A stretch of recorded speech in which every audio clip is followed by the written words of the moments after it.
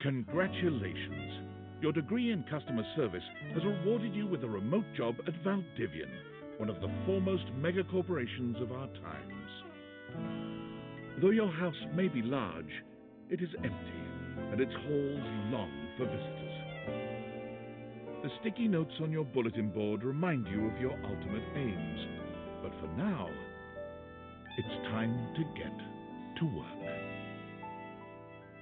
Okay. Well, to work we go. Valdivianites, happy Tuesday from your favorite Chief Executive Officer, David Most. As you know, every day here at Valdivian is a reason to celebrate, as stipulated in your employment contract. Today, however, is extra monumental, as it's the first official day of our new hire. Please join me in giving them a warm welcome to our team. Out of the 30-ish job applications we didn't immediately burn, yours had the least spelling errors. You're joining us at a very exciting time, and we're all rooting for your success.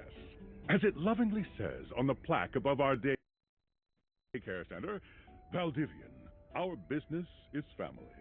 We're so excited to have you joining ours. Coincidentally, the daycare center has been shuttered indefinitely due to the recent economic downturn.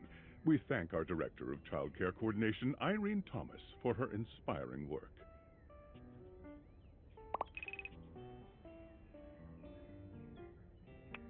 Oh. Hi there. You come highly recommended. I've heard great things about your can-do attitude. I have a great attitude. Oh, I can tell.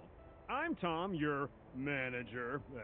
But you might find it easier to think of me as a leadership principal guidance associate.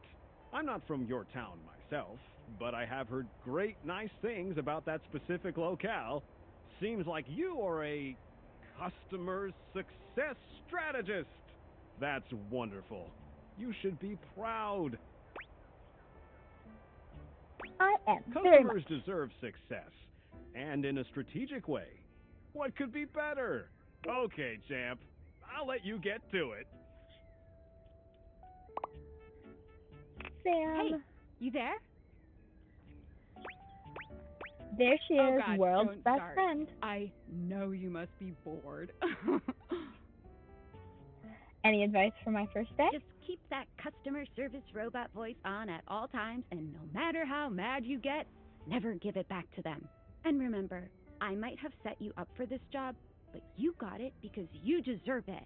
You literally have a degree in customer service. BFA in customer service, baby. That's right. Oh, geez, here comes my manager. I gotta get back to work. Good luck, okay? You got this. There we go. You have new tasks. What seems to be the problem? Oh, I don't know. It stopped sewing a couple of years ago. This sounds fishy. I'm not scamming. Well, maybe just a little scamming. But like, Valdivian can afford a refund, right? Refund denied. You're such a corporate bootlicker. I'm gonna minus your star rating, bitch. Hello, I purchased this book, and I'm extremely angry about it. Is there a manager I can speak to?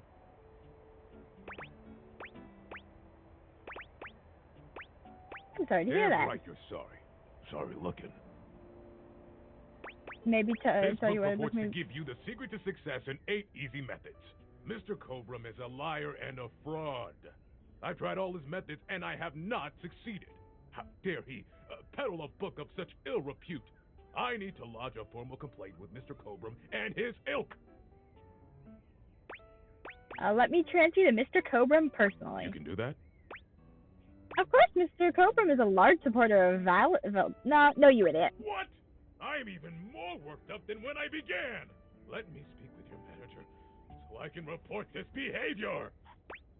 I'm bored. I have never heard such impudence. Good day. I ordered this couch, but it popped in on my kitchen is all wet and covered with wet stuff. Why did you buy an inflatable couch?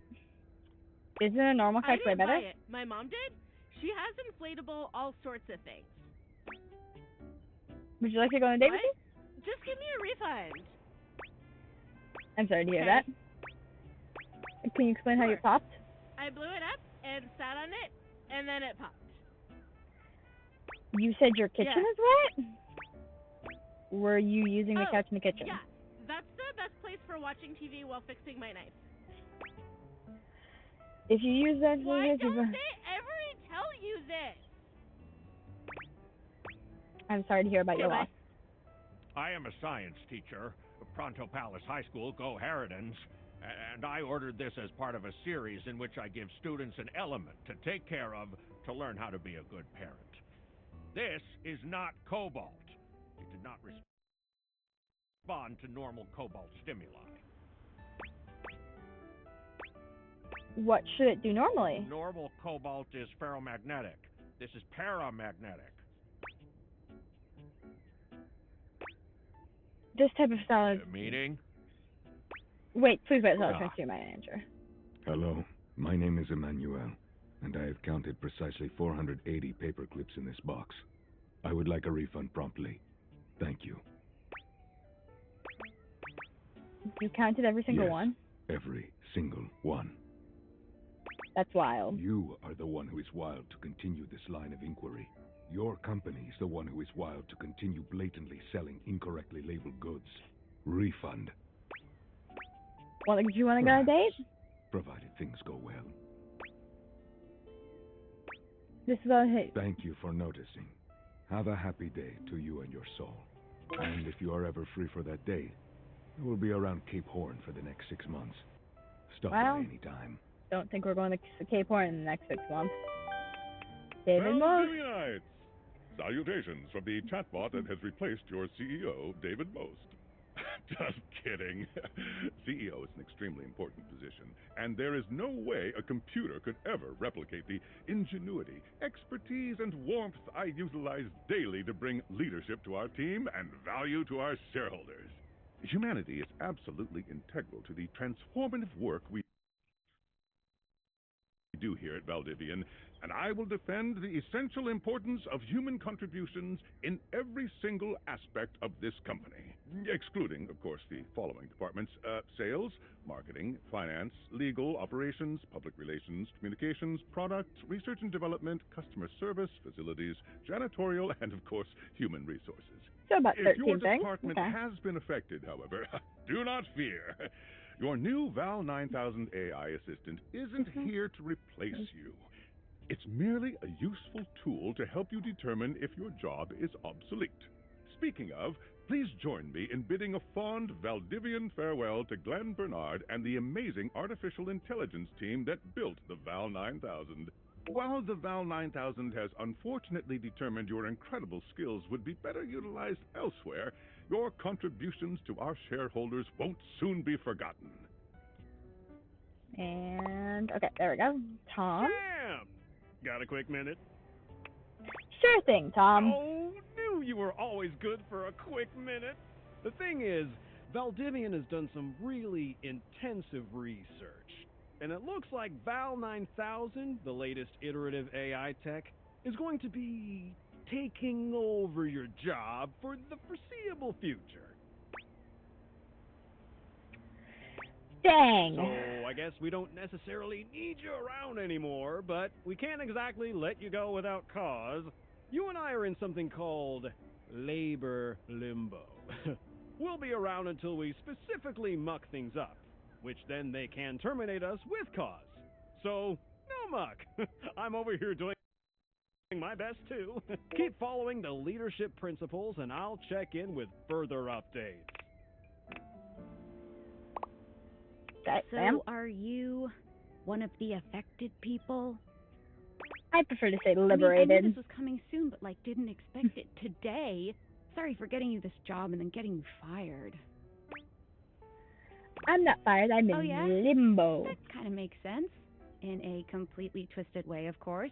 Well, they're gonna lock you out of here on your computer, so we can't talk here anymore. Are you on Discord? Yeah, I signed up, but I don't know anyone. You do now. We should talk there more. Who knows who's listening to us here. Talk to you later. Yes. Okay. Grab this cord. Tinfoil hat. Hello. Okay, here goes nothing. I'm scared. No need to fear. Hi. I'm just an anonymous hacker sending you a package. Any second now, you will receive a delivery via drone to your front door. Tell absolutely no one it is in your possession. I will return with further instructions when the time is right. When's that? Well, not now. Oh, okay.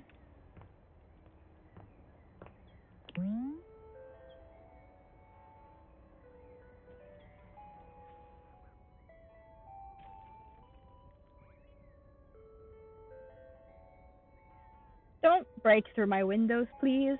I like them. I like them intact. Okay. Oh, I hate these doors. Okay. Why'd you break my window, sir? Okay.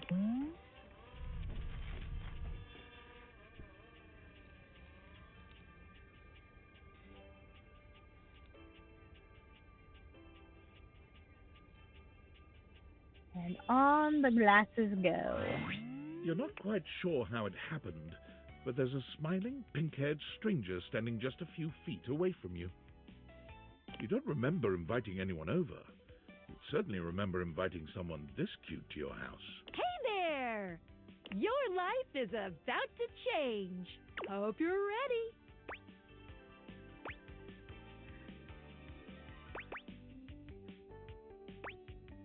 A talking pair of glasses? You know it, but I'm not just any pair of glasses. I'm here to help you out. I'm a pair of Daviator glasses. My name is Skylar Specs. Woohoo! I love her skirt. The outfits that I've seen in this game are so pretty. I have played a bit of it. I love her outfit, though. My lenses have special properties. They allow you to directly acknowledge a thing's existence, or date. You see all the things around your house, things you might have taken for granted? Now you have the power to get to know them better. A lot better. And I have a feeling, just a silly old little feeling, just a creepy, grumpy feeling in my little tum-tum, that it'll help make your life a lot bit more richer. And maybe find some love. Love that is all around you. In fact, let's go on a date right now. What? I'm not ready for that. Oh, it's okay. It won't hurt. Yet. Just kidding. I'm a kidder. I find it easier to cover my feelings in low-hanging humor to cover my unbelievably dismal self-esteem. Yeah, I'm sad inside. So, we are going to awaken our first dateable object. Go up to a door, any door, and shoot some cool beams at it.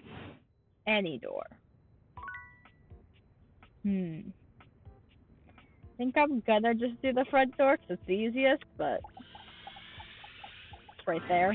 You're still standing in your house, but the unbelievable amount of bouncer energy radiating from the tall stranger who's just appeared in front of you would have you believe you're standing outside of a club. No funny business. I don't want to see those spectacles being used for something untoward.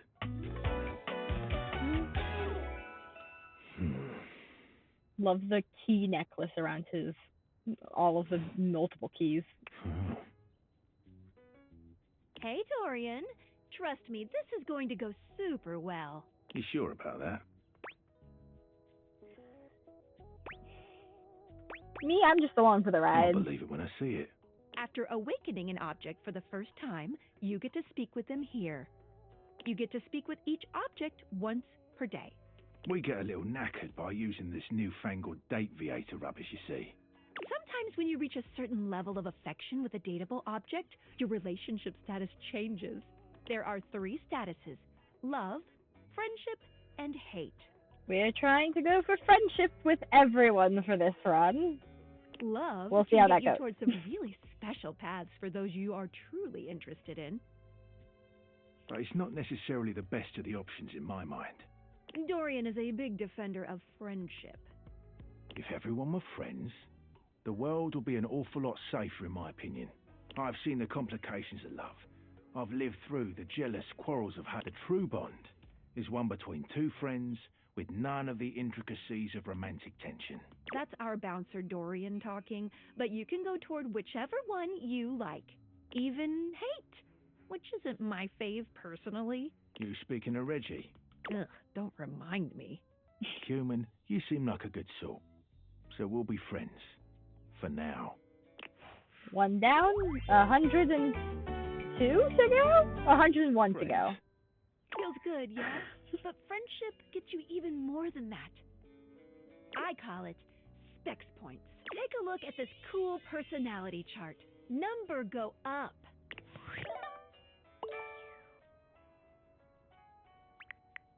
We're naive, unruffled, aloof, dull, and humorless. Each dateable object has points to give whenever you achieve an official relationship status with them. Get more of them to be able to choose some more advanced options. I feel ever so slightly more confident. You wear it well. You can check out your specs points on your phone, which... Wait, we gotta talk to your phone. Duty calls, love. Bye, Dorian. Bye. Phone, and then shoot my beams while it's out. Phone. A beautiful stranger with a dazzling smile appears in front of you, shooting you a knowing wink. She turns that megawatt smile your way, and it feels like the sun is shining only on you. Hey there. Ooh, I like it much better up here where I can see your face. Whoa, what just happened? Your life just got a whole lot better. That's what. Of course, to really enjoy it, you're going to need someone to show you how things work. Tanisha. Hello. Love her little tattoos down here. Adorable. Hey there. Oh, you must be Skylar. Glad we've got the human on board with the latest tech from Valdivian. I've been doing a little tutorial with them about how things work. Oh, well, my sweet human. Lucky for you, I've got a gap in my schedule and a soft spot for that lost puppy look.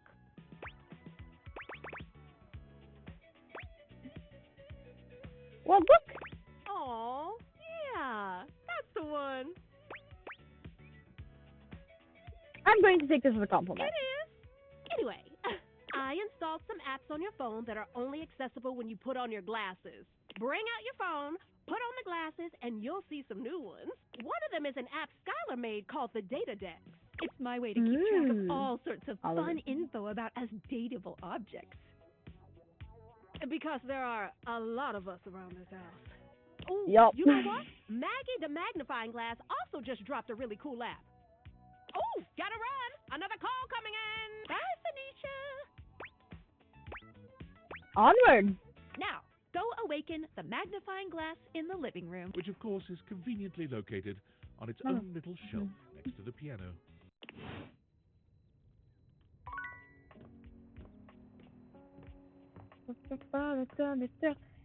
Magnifying glass.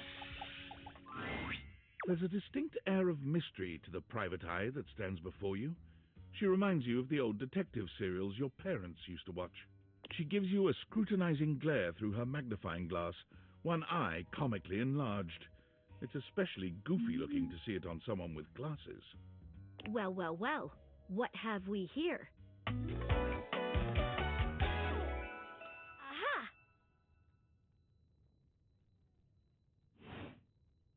I think I've seen a description for someone wearing just such a fantastic red shirt. You're not a suspect, are you? Well, thank you. I don't know. Very suspicious behavior, this not knowing. Maggie, it's our humans' first day talking with us. Go a little easy on them. Interesting. These glasses come in from the outside and are already trying to influence my case? Trust me, this human has a lot of potential to make this house a better place. I'll do my best, but no guarantees. Truthful. Regardless, as you are the human, I should give you a way to track down all the suspects yourself to keep you on my side, hopefully. I call this feature Rumors. It's installed on your phone. Ooh, that tickles. I don't like the idea that she can feel it when you upload an app to her. Unlike Ugh. Skylar's Datadex that gives you the lowdown on those you've already met, Creepy. Rumors tracks clues you've been given to locate all the pesky, hidden objects that are tricky to find. It's good for rounding up suspects, tracking down evidence, and getting a sense of the household scuttlebutt.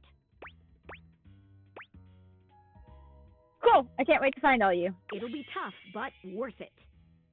The more you find, the better your specs will be. Take a look at Rumors in your phone. It'll help you find your way to your last dateable for today. Good luck, Gumshoe. It's getting late. Who should be the last one we talk to before I run out of charges? Oh, check out that rumor Maggie gave you if you need ideas. Wink, wink. Wink. Oh, open Rumors. We got Maggie thinks you should talk to the bed. Dorian mentioned someone named Reggie, and you can speak with Skylar using her fancy app found by wearing those glasses while looking at a phone.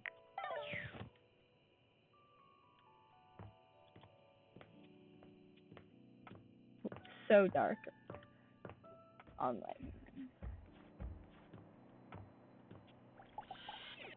Oh yeah, okay. First thing. Standing here in your bedroom, you're struck by the realization that it's been entirely too long since you had anyone near your bed who wasn't, well, What? you. How strange, then, that the beauty standing before you feels so familiar, even though you're certain you've never seen her in your life. She's all curves and comfort, a soft body and softer facial features that seem to invite one closer subconsciously. Hey there, stranger.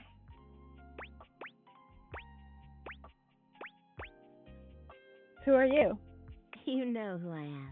I'm Betty, and I'm your bed. Love the slat corset. Though I think the wood being your top would not be comfortable. We've been sleeping together so many years, it would be a little weird if you didn't know me, don't you think?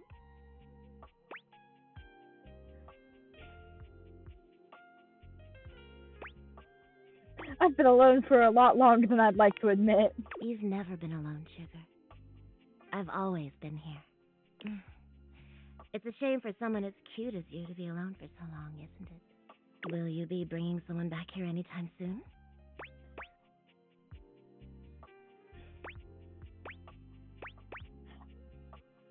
That's not really my thing. Oh, I see. But you know, even if it isn't, there are so many other nice things you can do in bed with a partner. Cuddling, for one. Reading side by side. That's more my speed. And that's wonderful. Though I Some of don't the most intimate acts are love non-sexual, reading. you know. I wish more people understood that.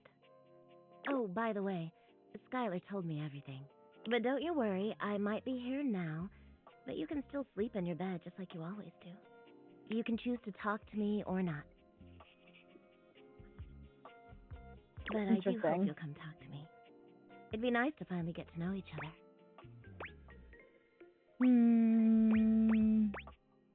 I'd love to get to know you better. Oh, how lovely. Come back soon then, cutie. Well, anyway, I'll be here. See you tonight. See you tonight. See you then. Sorry, I'm late. I took a look at Rumors and got caught up in some real head scratchers. We can talk about it later. For now, let's go to sleep. Today, I kept you on a tight schedule, but tomorrow is a brand new day, and you can truly experience your new powers to your heart's content. Oh, hitting the hay already? Come get comfortable then. Good night. See you tomorrow.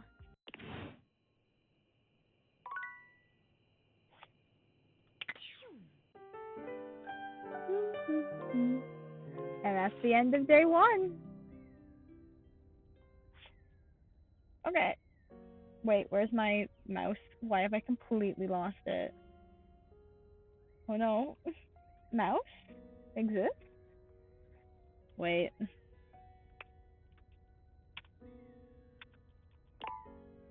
There we go. Okay, my mouse exists again. That was weird. Okay. Back to the sun. Good morning. Are you ready to start getting to know everyone around here better?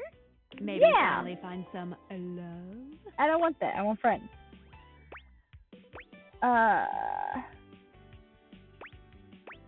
Where should I go next? I would suggest following up with Maggie next. Okay. As a detective, she'd have some good places to start.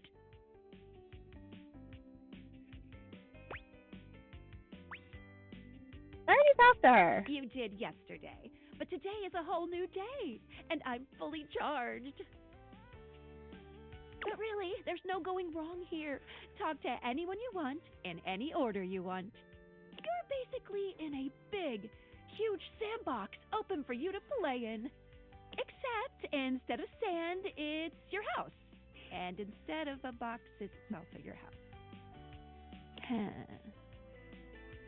Any other questions? I guess that's it. That might be it for this little Date Theaters tutorial.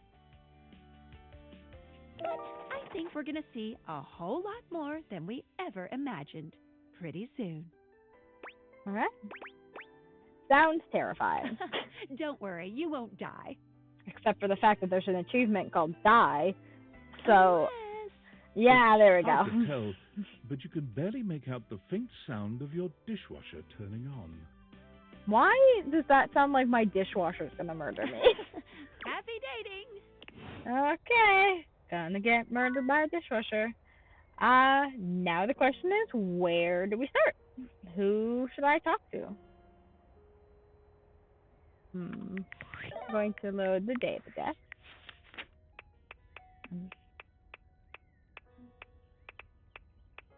Okay. I know most of the people's silhouettes, and since I don't know how to choose this, I'm going to use a random number generator. I can't pull it up on stream, but see here. Number 81. Is this someone we can talk to? That is Dunk. Yes. Okay. Well, that isn't easy enough. Okay, how can I? There we go. Interact. Dunk. We'll start with him here at the yoga mat. One moment you're looking at your old sports equipment, and the next you're looking at a gorgeous, muscled man dressed in various pieces of sports equipment that once belonged to a far more optimistic version of yourself. As you watch this guy go through an entire squat routine, it's more than clear that, unlike you, this guy has never struggled to maintain an athletic routine. Mid-squat, he stops suddenly, bending down to peer at you through his legs. A handsome, smiling face, boxed in by thighs so thick and developed, you're rendered speechless for a few Stare at minutes. me through his legs. Well, okay. I'm not going to question how that's happening. He sets his weights down, standing up and beaming at you like you've just told him he's won the lottery. It's about time you made your way over here. I was starting to think you forgot about me. Well, Alejandro Saab. Saif.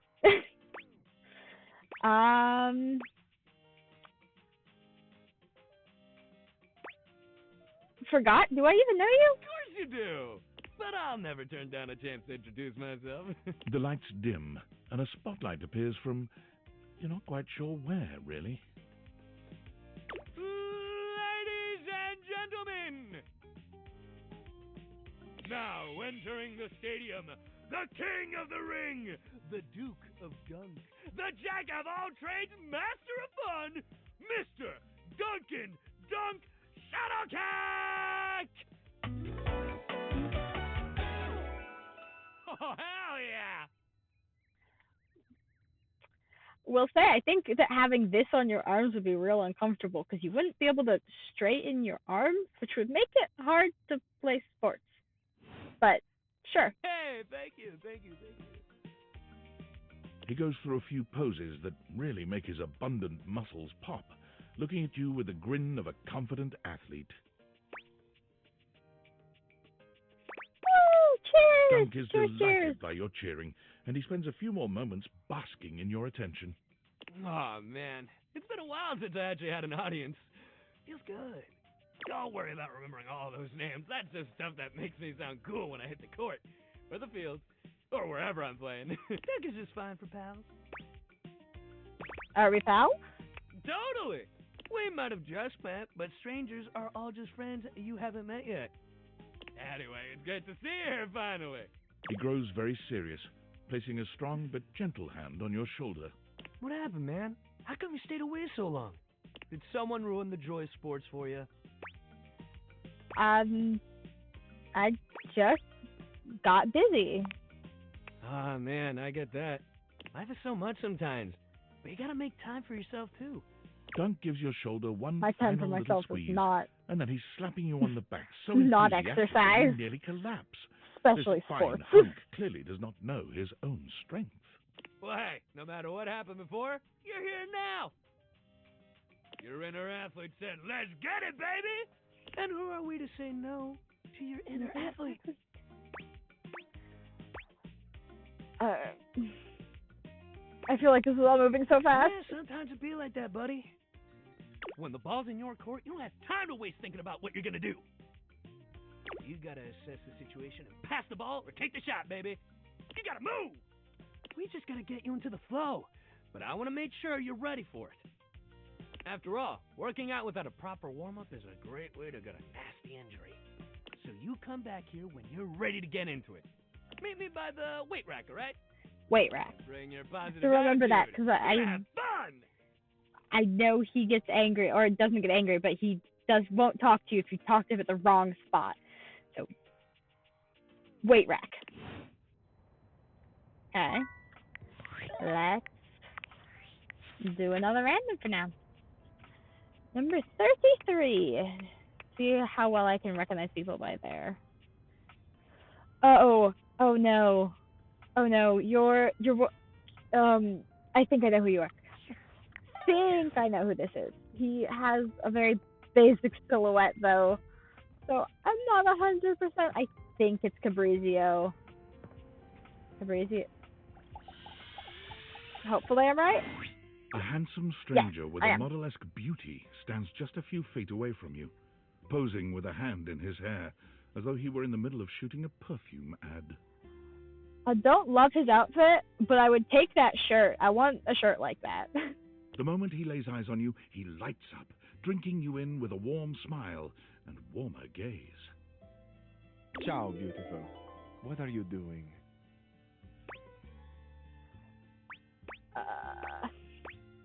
Admiring you. Ah, but of course, I am admirable in so many ways. Tell me specifically, per favore, and then I might do the same for you.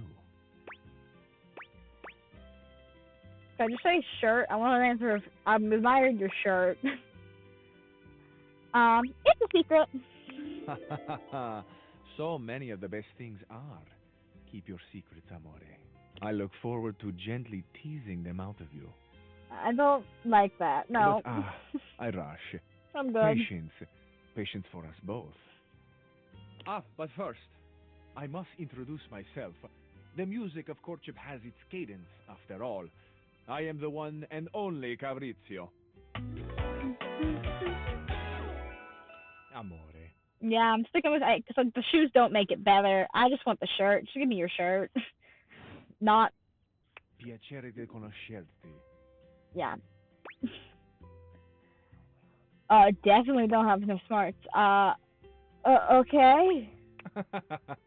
Now that we are introduced, we must get to know each other, eh? Let us begin with a simple question. Un aperitivo. Do you, and so much is contained within your answer, have a favorite flower? Yes. What would my favorite flower be? I like hydrangeas and lavender. I'm not sure if they're gonna have either of those. Yes, I do in fact. Ah, tessero bellissimo. Of course you do. A vibrant heart must have a love of nature. Picture it. I will try to guess what it is. I see. Amore, what a rich and colorful mind you have.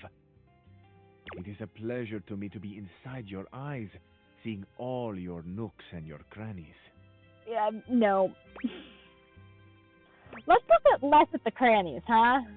Of course, of course. I am sorry. Sometimes I am, how do you say, overzealous. There is time for crannies later. And no, I see red. No, not red. Oh, amore, how specific you are. I do see red, and also I see orange, the color of sunset.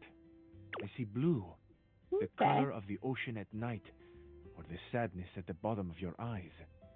I see yellow and pink, the colors of the wings of the lefate, glimmering in the early morning light. Amore, so powerful is your mind, sending this vision to me. I can even smell this flower. It's a little spicy. It's earthy and yet light. Smell is such a powerful sense, amore. It is the sense that goes most directly to our memories and our hearts. What a gift you give me, amore, with this aroma. You are thinking your most favorite flower is Uccello di Paradiso, the bird of paradise. The bird of paradise. I don't know what that flower is. Wait. I'm going to, real quickly, look up what the bird of paradise is for a flower. I've never heard of it before.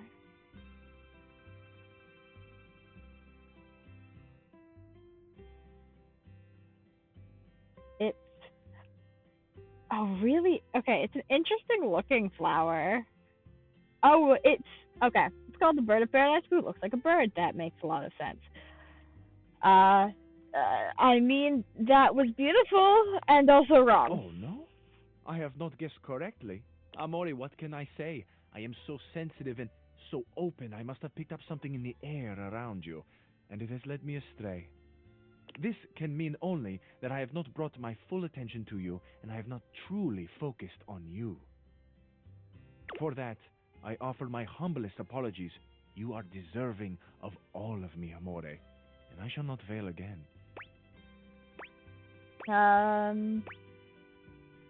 Much accepted. I feel Thank I should you. tell you also. It may look as though I have something of a hard exterior. I have heard before, though not from lovers, that I can sometimes appear closed. You flirted with me off the bat. You are not close. But let me assure you, nothing could be further from the truth. Yeah. I am open. Pretty obviously. I take great pleasure in being so, open to the world, to experience. I am open to you, amore. Will you grant me another gift? Will you share with me more about yourself? What do you love? What makes you cry? What inspires your passion? Whoa, those are some big questions. I love the big questions. I love the small questions. It is the finding out about each other, sharing your hearts that brings the spice and sweetness to life. Might I suggest that we savor these questions over dinner? Then we have a date. I'll go with absolutely. Why not? Bellissimo. La buona fortuna smiles on me today. I'll be counting the minutes. I will await your pleasure, amore. Ciao to you for this moment, mia stella nuova. Where you go now, take with you the passion of Fabrizio.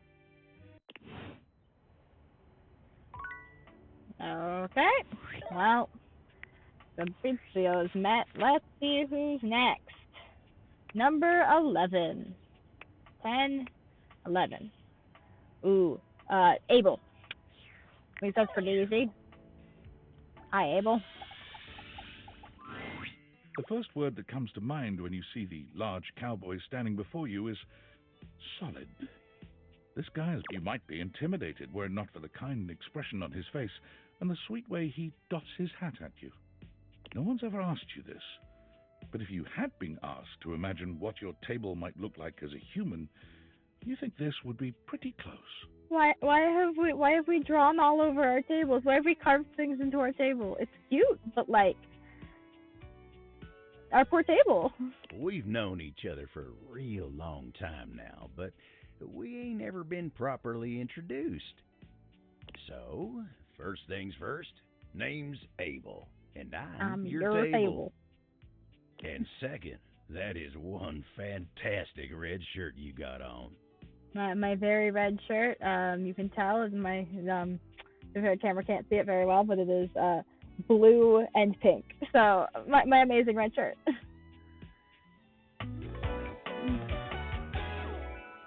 Howdy.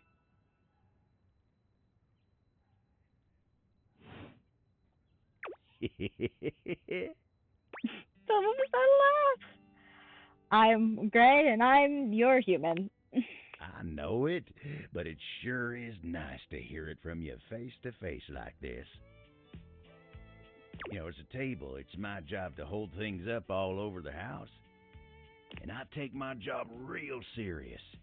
So, if you're here talking to me now, you must need something more than just my support. And if there's one thing Abel's gonna do, it's make sure everyone in this house has what they need. So, what can I do you for? There's gotta be something. I'm gonna go with that. I'm just getting to know everyone around the house. Oh, yeah? Well, Skylar told me you was getting to know everybody real good. Maybe looking to getting back into dating and all that? No, I'm looking to make friends with everyone. Dating, huh? Hoo-wee. I don't think I'm gonna do it first try. And if I do fail to... If I either date or hate someone, I will swap to trying to get everyone, including the people I friended, to either go to hating me or to dating me. That is the goal. Dating ain't really my area of expertise, you know. And me, personally, I never was one for casual stuff. If you're looking for someone who knows people, though, you might want to talk to Kopi. Kopi? You'll find her nearby. Kopi is one of my favorites. You the old-fashioned type? I guess you could say so. All that talking and whatnot. Trying to fit each other's history into bite-sized portions. Oh, it just ain't my speed.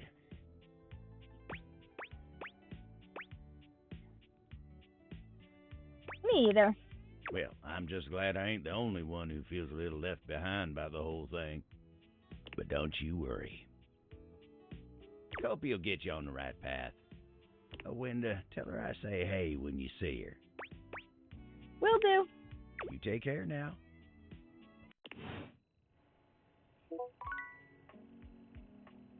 Number 70. Oh, Discord. Hey! Bam! How's things in labor limbo? You been using all that extra time to do anything fun? Boy, do I have a story for you. Thank God, I could use a little gossip. Someone sent me a package. What, just out of nowhere? So what was it? These glasses that can do weird things. Like what?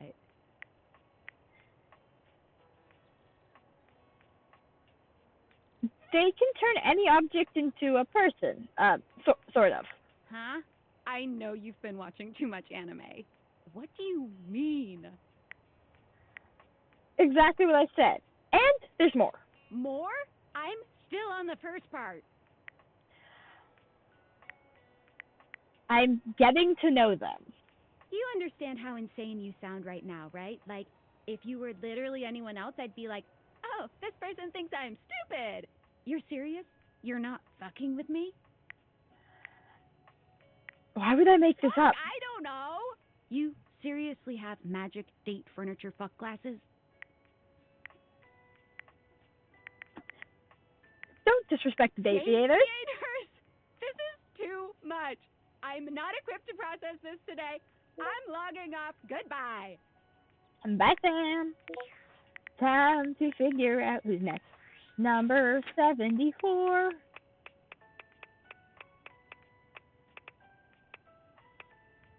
Oh, thank God. Nope. 74. Oh no. Because that's, because that's Washford. Does that mean this is Drysdale? Oh, okay. Well, go talk to Drysdale. I hate Drysdale. I think he's really annoying. An acrobat in bright orange evaluates you with a smirk. His hair. Well, hello there, new face. I may be quite excited to meet you. Maybe. And horrible outfit. Truly. Him and Drysdale both. The only thing, take off everything else in the shirt. Give me a shirt with these sleeves and that neck. None of the rest of this, though.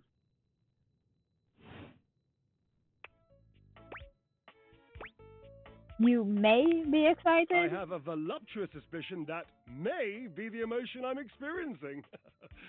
Yes. I'm excited to meet you too. But of course you are. How could you not be?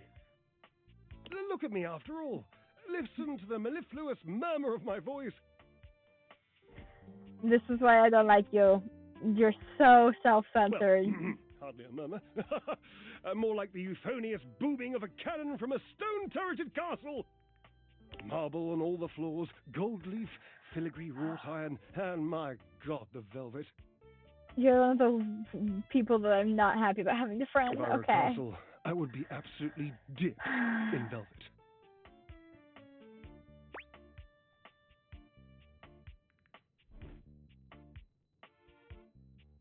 You know what? I think if I were a castle, I'd probably have a big-ass moat. A moat, eh? You'd surround yourself with a deep, muddy, deadly river of falsity and needless self-defense. Water. The substance that flows like secrecy through the crevices of our lives. Moving on. I do get distracted, don't I? Just so many wonderful things about me on which to expound. My form alone is a temple of wonders. Which part is your favorite?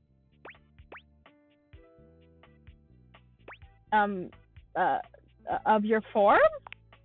He gestures to his muscled frame, inviting you to drink him in. I don't wanna. Which of my parts sings the most to you? For me, today anyway, it's my pectorals. They're glistening, enough almost to be felt through the fabric of my tunic. Perhaps this can be the first bridge between us. The first bits of woven lint eventually to form the sturdy, braided rope of our friendship.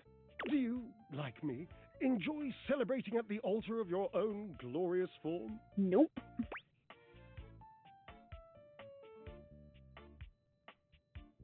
If you mean working out, then no, I hate it. You hate the tireless pursuit of physical excellence? No, it's boring. When I come across a new diversion, the first question I ask myself is, would a boring person do this? If the answer is yes, I avoid that thing like cheap shoes. Okay, only expensive shoes for him, I guess. Has the strategy worked for you? I think it has. I met a deeply boring 9-9 once who drank skim milk lattes. I, consequently, and thank God, now only drink full-fatted cappuccinos.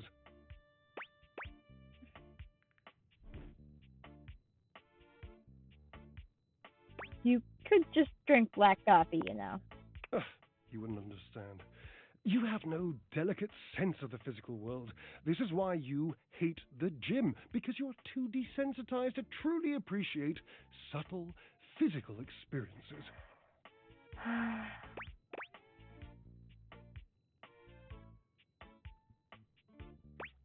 It's just an experience. What's the big deal? Deal? I'm gonna cause you to hate me immediately, and we're gonna have to swap what we're doing. Oh God! Your temple, your cherished home on this little bauble of a blue planet is not worth ultimate focus. But then what is? Of course, naturally, if you don't like going to the gym, you couldn't possibly enjoy spending any more time than necessary around an appliance as athletic as myself. And laundry. My. I can almost see you rushing away even now. How boring we must seem to you. Believe me, I truly do understand your position.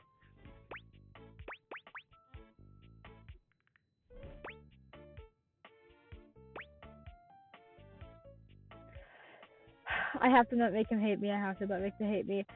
I'm gonna go with it. It means, if it means this much to you, maybe you can tell me what you like so much about exercise. Indeed. There we go. I am an enthusiast for anything that challenges The thing he all wants. sides of my glorious vessel. How do you work out exactly? Gerald, I cannot even begin to tell you, but I am nothing if not inventive, fearless, indefatigable.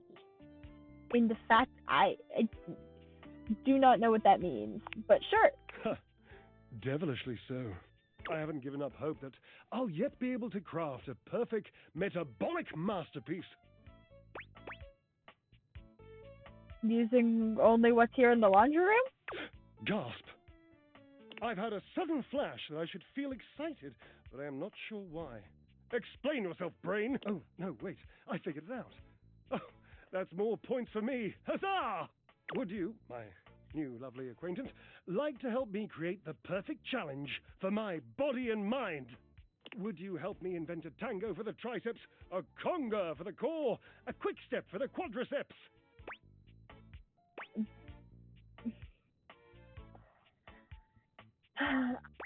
Build a workout together? That sounds awesome! No, it doesn't, but we'll go with that. Yes, as incapable of inspiring awe, just like my obliques. Yes? Yes. Obliqueness, we'll start there. I know. I can lie down with Florence, grasp Titus by her intimidating epaulets, and Russian twist her for 3 sets of 20. What do you think?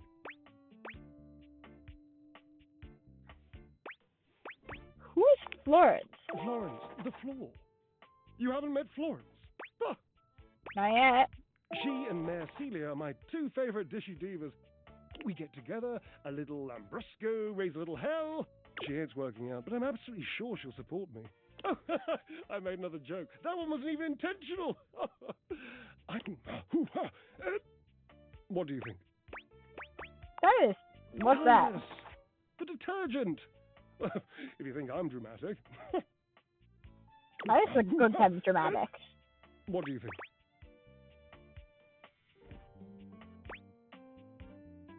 Don't really think Titus is gonna like being Cherub, twisted. you're right. I didn't even think of that. So, you've met her then? No, but I've heard about her. She might not appreciate being included in my sweat sesh, but twisted, let's just say she has some dark and deeply held feelings.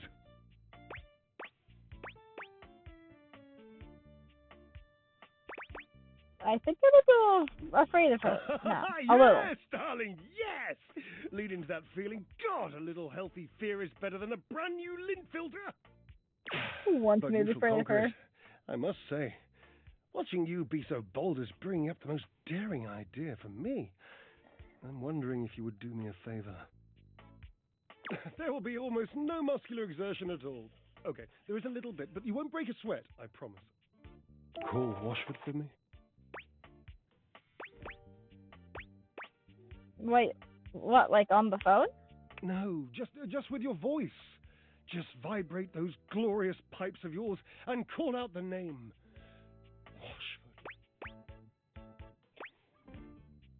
Washford! He should be here. I don't think he's coming. It appears your pipes are not glorious enough to traverse the great distance that still persists between us. The distance of, like, you're touching. You'll have to use your feet. Not as glorious. Slightly floppy, really, but hopefully effective. Have at it! No. For our last person of the day. We shall do number 7. Number 7. This will be an easy one at least. It's Dorian, but we're already friended Dorian. We're gonna not do Dorian. Number 42.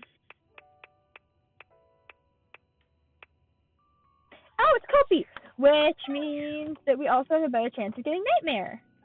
Let's meet Kopi. A charming barista grinds coffee in your kitchen, working so busily she doesn't even seem to notice you. You stand there for a good few minutes before she spies you, startled out of her intense focus. I love that her little braid looks like coffee beans. That's so cute. I love Kopi's outfit. I always have. I did not notice this until just now, though. Hi there. Welcome to Roofbox, the home of all your coffee needs. I'm Kopi, happy to help. G'day.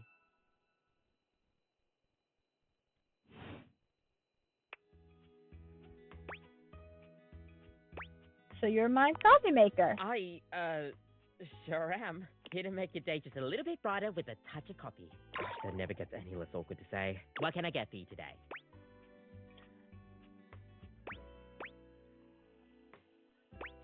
I'll take a latte. Sure thing.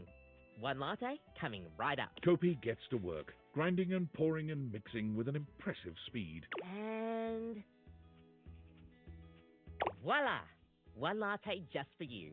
Hope you like. Is there anything you'd like to know about the latte? Tell me more about a latte art. Gosh, where do I begin? There's all different kinds of patterns to choose from. Hearts, tulips, but probably one of the most essential patterns for any good barista to learn is the Rosetta pattern. This one, yep, most it's common. supposed to be based off this plant, but I forgot the full name of it. Is it called the Rosetta? That's probably it, yeah. We'll see you next time. Thank you, Kopi. Drink my coffee and go to bed.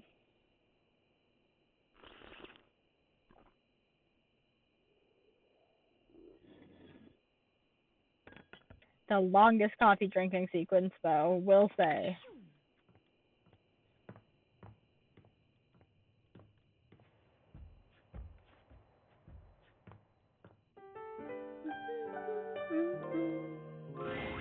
Nightmares are nothing new to you, but this terror standing in your room is certainly a unique experience. This is going to be an interesting one. I'm not sure how well I can make her like me. This will be interesting for sure. It's hard to even make sense of what you're seeing. A dreadful figure, wreathed in black, with what seems to be the suggestion of a horse's head, with snake and lion heads sprouting from its shoulders. It has a multitude of eyes where they shouldn't be, and teeth that decorate what would be the belly and hips on a human figure. But it's not the monstrous anatomy that freaks you out the most. It's that lizard brain feeling of fear the figure inspires in you. Oh, you want to run, so dark, but by some I can't see miracle, her. you don't. I need to adjust my screen brightness because I'm looking at my stream and I can see that you guys can actually see her. I can't. She's just the eyes and stuff for me, nothing else. Oh, my screen brightness is turned down too far. Okay. Makes her more terrifying.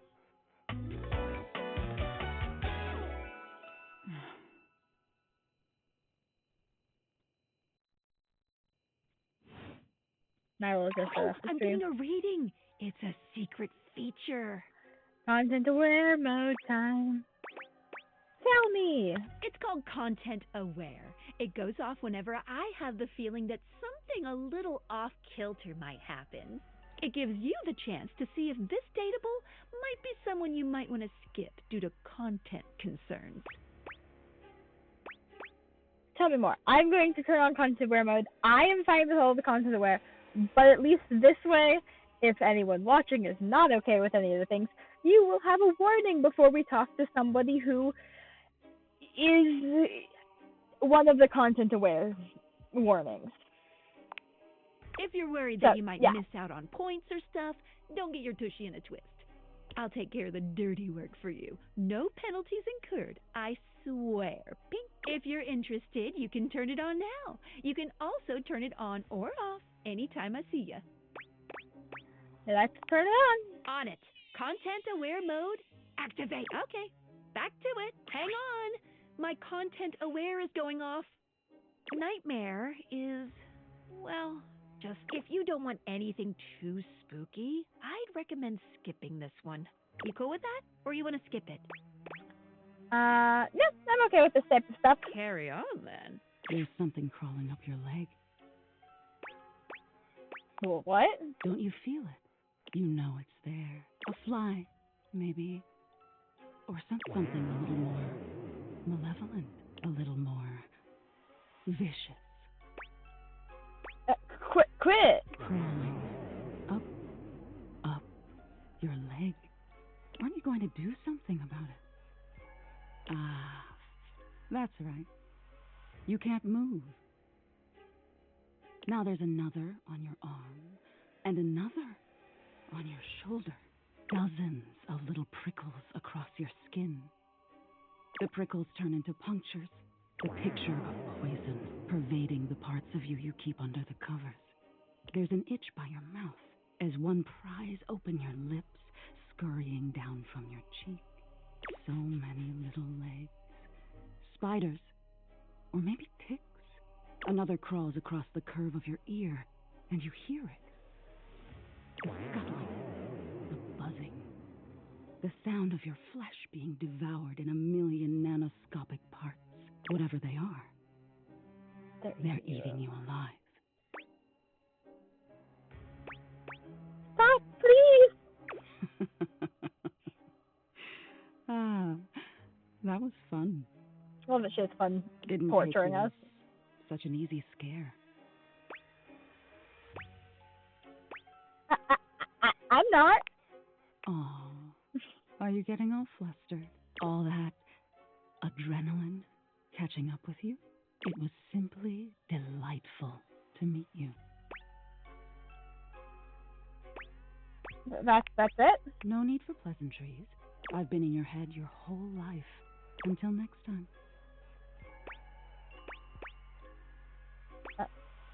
Wait, how can I see you again? You'll see me sooner or later. But if you want it to happen sooner, they say coffee at midnight is a good way to invite the darkness in. Sleep with one eye open. She fades into nothingness with one last creepy laugh. She's so well voice acted. I love. Whoop. And our first person of today is going to be. Oh, wait, tab. There we go. Dateable number 96. Let's see here.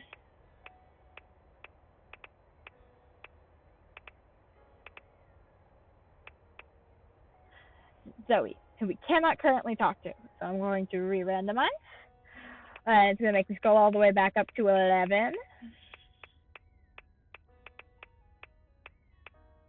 And it's Abel again. Let's go have another conversation with Abel then. We'll go talk to our dining room, Abel.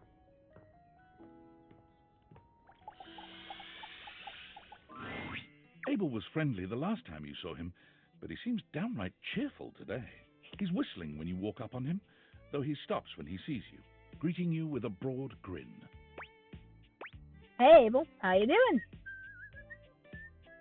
Oh, hey yourself, sunshine. You seem pretty peppy today. Oh, well, you know, sometimes the table just wants to feel heard. Had a long talk with Dasha before you got here. Ooh, Dasha. Dasha. The desk, you know? Real close to tables, but also real different world. Yeah. Going over the finer points of lifting, supporting, and, you know, just the good old basics. It just feels nice to be understood, you know?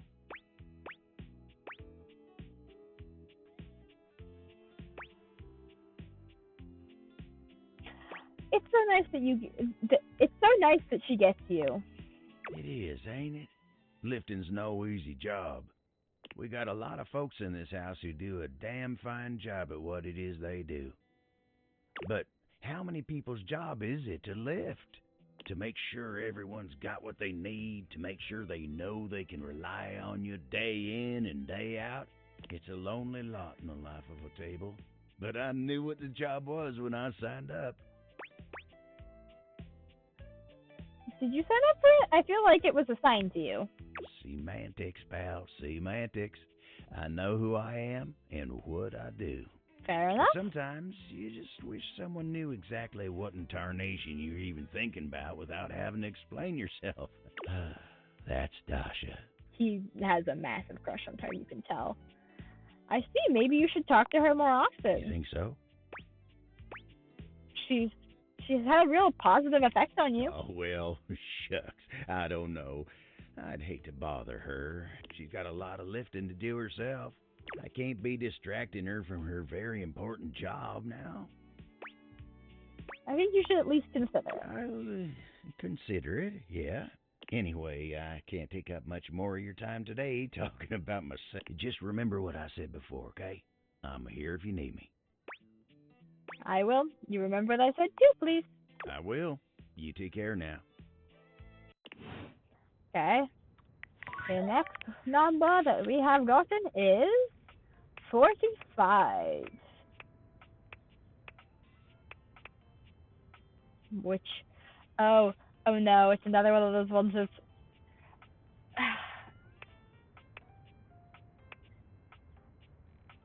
oh, is it? I was thinking it's Michelin, but I think it's actually a mirror. I'm going to say that that's a mirror. And we're going to hope I'm right. Oh, no, there we go. A mirror. Your mirror has done its job dutifully over the years, accurately reflecting your image back at you in good times and in bad. But today, there is no reflection for you to scrutinize. Only a long-haired beauty who looks at you like you're a work of art. I love the shininess of this outfit. Oh, incredible.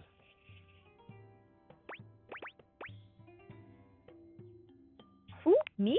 Amir throws his arms out to stop you, gesturing to you to stay where you are. No. Don't move. Step back into the light. Like this? Yes. Breathtaking. Look at you. Do you see how well I can frame your face from this angle? You are glowing. I totally see it. Thanks But for noticing. I could not help noticing. You are radiant. I simply reflect the beauty in front of me. Thanks. I really love hearing that. I can see in you. Your beauty must be something you are already familiar with.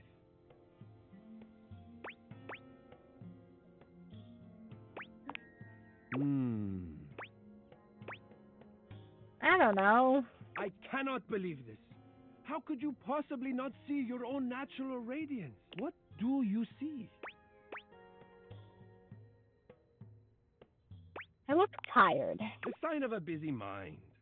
That fatigue you see speaks to your many accomplishments. Still, rest is vital for your health. Best to make some time for that, don't you think?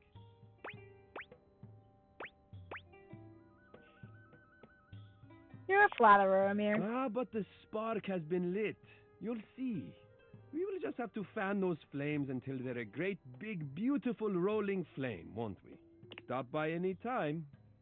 I'm happy to... Thanks. Oh, we have Workspace. Something from David Most. Nights. It's me, your CEO, David Reginald Most. I'm writing to you from the awe-inspiring beige pavilion at the historic Cottonwood Hotel just moments after stepping off the stage at the Valdefest keynote. Let me tell you, the room felt positively electric. And not just because of the incredibly dangerous grounding issues we discovered in the speaker system. No, tonight, our consumers, employees, and shareholders were absolutely buzzing at the launch of Valdivian's newest initiative. Bigger than the self-driving stroller. More revolutionary than Peninsula.com. Tonight, we unveiled to the world our strategic partnership with the U.S. government's Department of Overseas Violence. While the specifics of this groundbreaking collaboration remain on a need-to-know basis, I'm looking at you, Erwin, in product development. We are confident this partnership between the world's most exciting corporation and the most deadly military on Earth will absolutely thrill, inspire, and delight Valdivian superfans the world over. For everyone who helped produce or even just attended this year's keynote, please find me at the after party so I can thank you personally. I'll be parked all night next to the Virgin Mojito Bar, between the fax machine and the crawfish buffet. Semper Fi! Thanks, David Most. You're not sus at all. Okay, next person is number 61.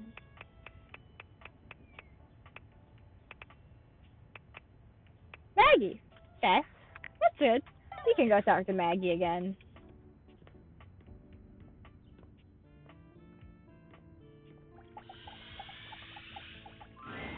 Oh, hello again. Come for more rumors? Looking for more suspects? No, I want to see if you were interested in taking our relationship further. Oh, I see. I can do that. I'm hard at work on my current case. I've been hoping for a breakthrough. Sometimes I get so wrapped up that I start seeing everyone through the lens of a mystery. Are you really a detective? I am. Maggie M. Glassbury at your service. Perhaps you've heard of me? I've acquired a modest reputation as a result of some of my previous work. What are a couple of your best-known cases? Maggie puts her hands on her hips, positively radiating pride. Why, it was I who solved the mystery of the missing sock. Not the missing sock. Oh no! That was you? A brief interview with the Stackables and a chat with Dirk was all it took to sort that case out. The Stackables. The sock was in the depths of Harper's hamper. I'm glad someone got to the bottom of I it. also cracked the caper of the self-generating dust rabbits. Really? Where do they all come from? Static electricity. It causes particles to accumulate around pieces of hair. Your hair, to be exact. They form undisturbed, in-dead air pockets. That's why they hang out under the couch. Probably my dog's hair. You and I both know you don't have a dog, dear. It matched the evidence, and I ruled out every other possibility. By the power of deductive reasoning, I determined that you were, in fact, the culprit. Oopsie. No getting around you, I see. I pride myself on that. What mystery are you trying to solve? Lately, I've been taxing my lens to the utmost on a very interesting case. I'm trying to get to the bottom of a mysterious love letter. It was delivered to Dorian last night. A love letter to Dorian. Tell me more. At approximately 2 a.m., an unknown suspect dropped off a letter for Dorian. Love letters being dropped off at 2 a.m. Upon opening it, Dorian discovered that it carried clear romantic intent. That is to say, it was asking him out. It described how his protective yet gentle presence had won over the writer's heart. If interested, he was to write back as soon as possible. But here's the catch. The letter wasn't signed with a name, just a monogram. Though he might be hesitant to admit it, Dorian was quite taken by the letter. He isn't certain whether he wants to write back until he knows more. If you're open to it, I'd love to help. You would? Yeah, let's get into it. I've never worked with anyone else before, but I think this could be good for the case.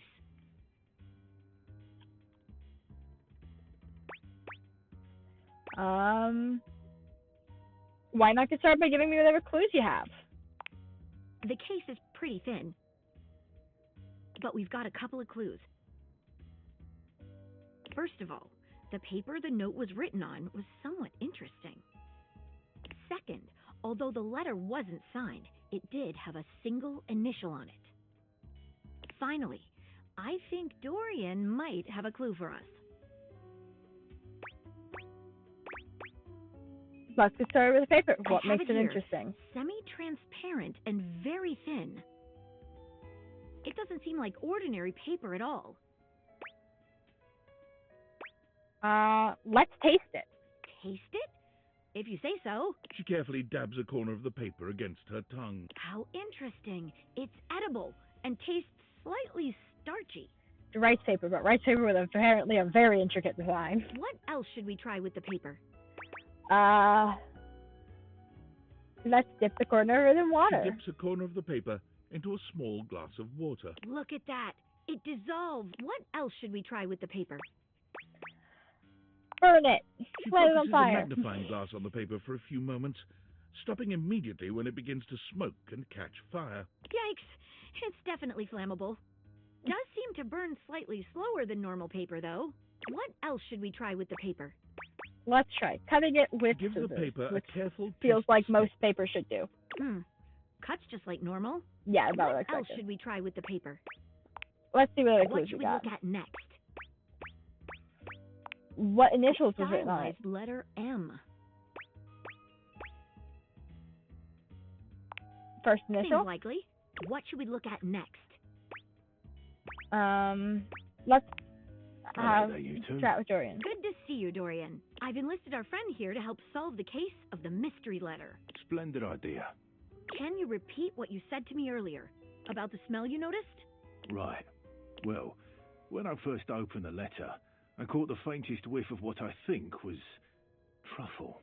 Cool. M, so it's M, rice paper, clearly. Truffle. It's Michelin. It's the food man. Strange, no? Indeed. Thanks for your help. Good luck. Let me know if you happen to figure out who it was from. I'm not one for love, but I am one for truffles. And friendship. What should we look at next? I think I know who sent the letter. I've narrowed it down to 4 suspects. Penelope, Mitchell Lynn, Mateo Monta, and Freddie Yeti. Who do you think it was? I don't know a Michelin, but it's gotta be him. Wait a minute. I think you might just be right. The stylized letter M is his signature. The smell Dorian noticed makes sense now. And the paper. It's gotta be rice paper. Rice paper. You did it. You helped me crack the case without even knowing the suspect at all. At least it's the least I could do. The least I could do, Maggie. Guessing is my strong suit. I'm impressed. Now I'm even more excited for the next time we meet. Let me just go and let Dorian know that his secret admirer has been discovered. Hey, before I go, I was wondering, would you like to have a cup of tea with me sometime? As a date, I mean. I'm going the friend route, so I think we should stay friends. Oh, of course, I understand. Keeping it professional is my preferred option. Hence why I was so careful to probe the idea of a love relation around you. Next person is number 88 in the date deck.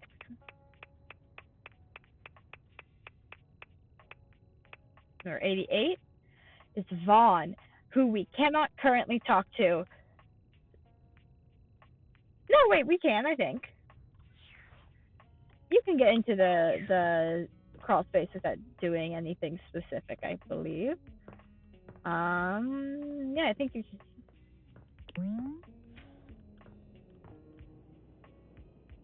Tab. Yeah.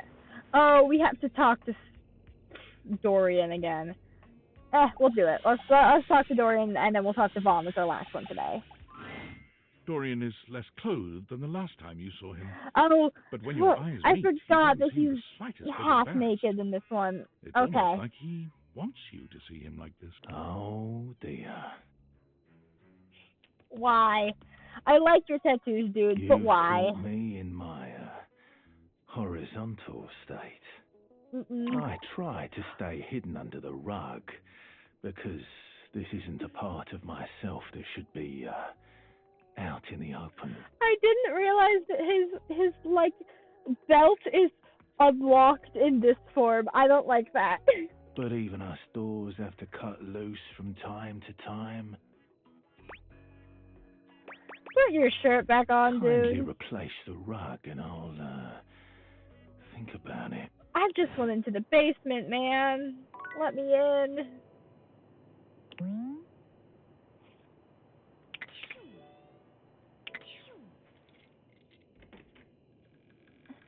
Oh, I need a key. Okay. So we can't talk to Vaughn. I talked to him for no reason. Why? I have to.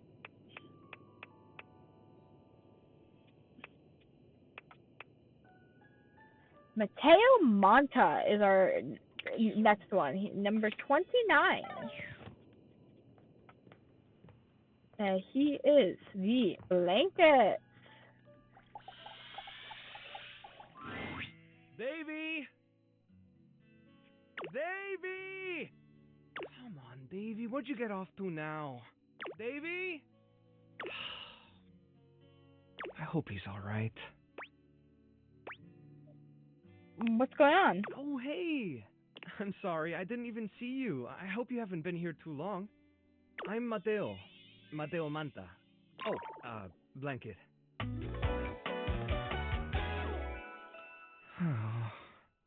Don't know if I'd want his outfit, but definitely want to cuddle him. Like, that is, he just feels like he'd be warm. I've just been so focused on finding Davy. This is the second time he's wandered off this week. I'm starting to get really worried. Now that I'm the only one watching my own stream, I'm going to see if I can fix my camera. Like, okay.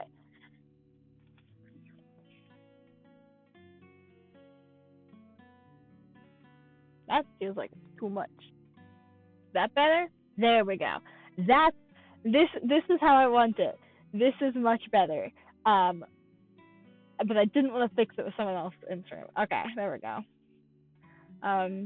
Who is Davy? Davy's one of my rescues, a young knit bull that I found trapped in the office a few months ago. You wouldn't happen to have seen him around, would you? I don't think so, but I can keep an eye out. Thanks, I appreciate it. He's about an inch tall, hand-dyed, fingering weight, even though he acts like he's worsted, and it's always getting him into trouble. I just keep thinking about him all tangled up somewhere again, trapped and alone. He was in pretty rough shape when I found him the first time. No telling how long he'd been there. He was so frayed I wasn't sure if I'd be able to put him back together. That's horrible. Who would do something like that? It's hard to say. He might have just gotten lost or left behind. But there are certainly things out there who think it's funny to pull on a tassel hound string, and they do go missing all the time. Unfortunately, it's pretty easy to get away with it. Whatever happened, he hung it. After a few weeks, he bounced right back and was running around with the rest of the tassel hounds. Sounds like a happy ending.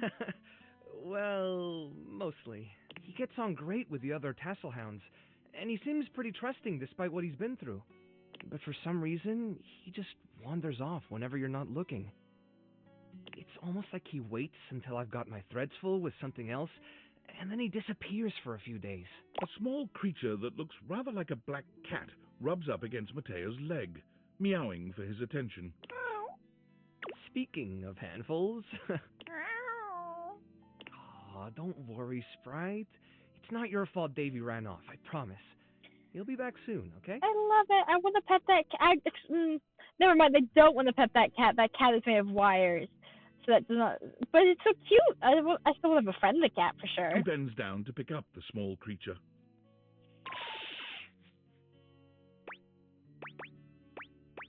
Feisty. Yeah. Oh, this is Sprite, one of the first animals I ever rescued. Yeah, sweet girl. Been together a long time now. Long enough for you to know better than to go messing with Curtain Rod. Oh, really? I guess the bottom of those curtains just tore themselves up then, huh? I don't think she did it. Look how cute she is. Me with my Don't let cat her all the fool you. time. She's a little mischief maker. She'll get you every time. I mean, who can stay mad at that little face?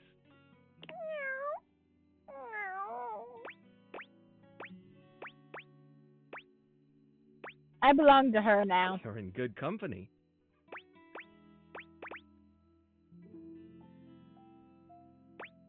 Can I pet her? American court hares are pretty affectionate, but she's a little, well, picky. If you want to try to pet her, just hold your head. If she headbutts you, then you're safe. If she just stares at you, though... I'm willing to take that chance. All right, go ahead. You hold out your hand to Sprite, waiting with bated breath for her reaction. Boy, it's okay, sweetheart. I've got you. Sorry. Better luck next time. You, should probably step back a little bit just to be safe. Fair. Well, I'll be hearing about it from Kurt and Rod later once they notice the bottom of the curtains are ripped, I'm sure. Honestly, I think she's just acting out because she's upset about Davy. I was really hoping I'd be able to find them before it got too late. There's still a few more places I haven't checked, but I need to get back to the rescue. Things can really start to, unravel if I stay away for too long. Is there anything else I can do to help? Oh, that's kind of you to offer, but I'll figure something out. I'm sure you've got other things to worry about. Really, it's no trouble. Are you sure? Davy's my responsibility. It's my fault he's missing. I really should have been watching him more closely. You've got to lighten up on yourself. The animals depend on me. I can't afford to be careless. It just doesn't feel right, asking someone else to fix my mistake.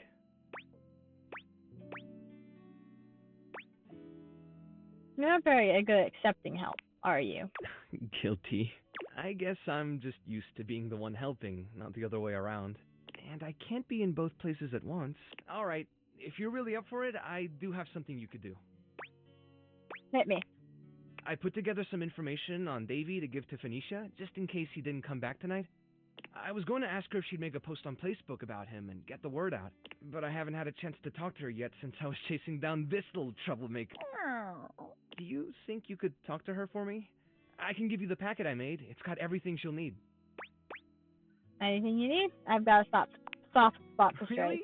Me too. Obviously. Yeah. Betty keeps joking that I'm going to run out of space for them all.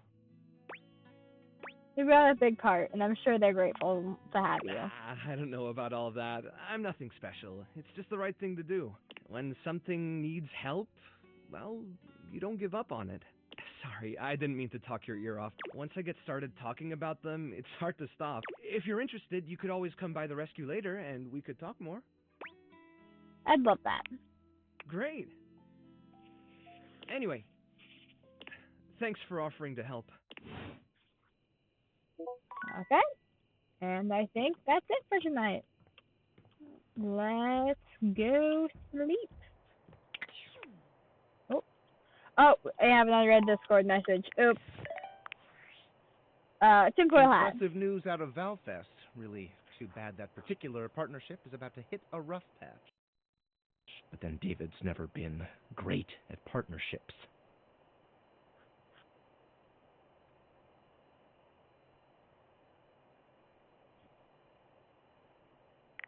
Okay. I see you've had the opportunity to test out the prototype. Yes.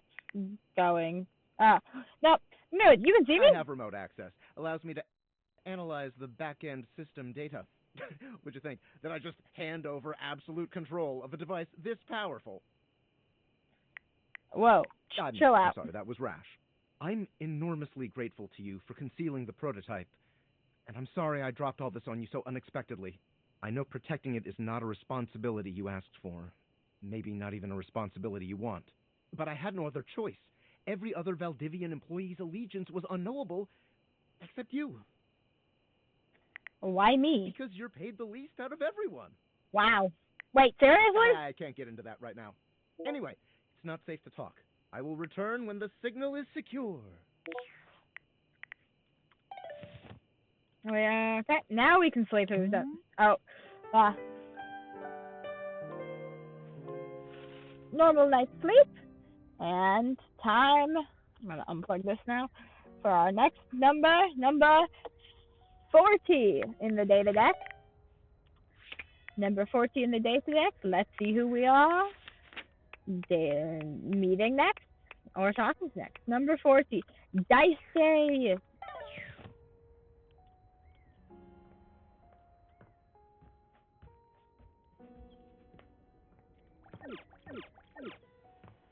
I believe to talk to Dicey, we have to open a drawer.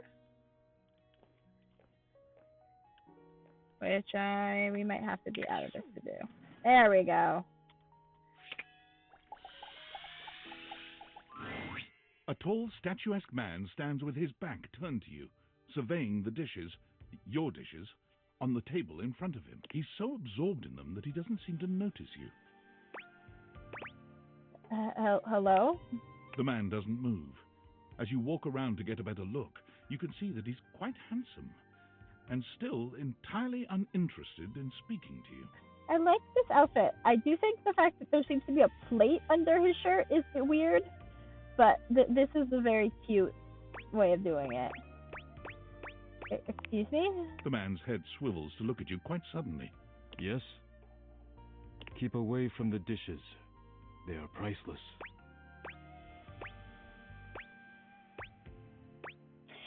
Finally, someone finally, someone who understands the value of dishware. Yes. More precious than gold. More valuable than money. More important than world peace. Maybe not that last one. Let's not go crazy here. More important than world peace. I am Daisuke. Daisuke Dishware.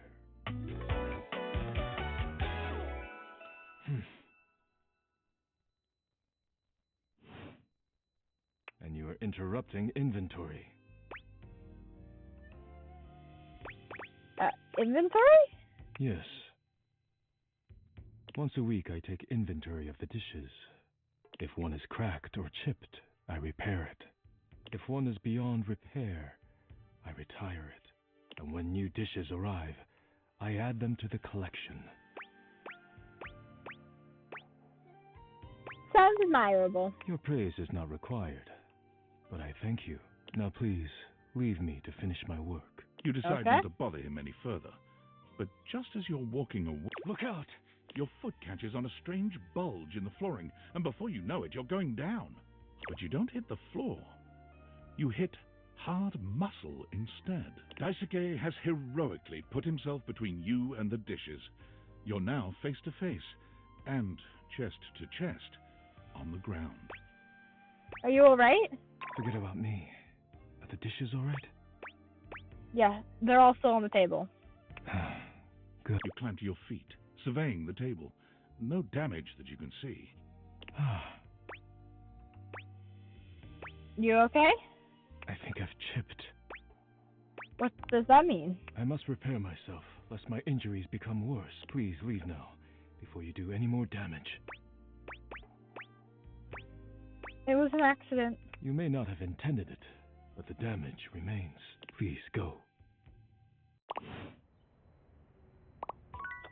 I'm gonna pause for a second and grab something.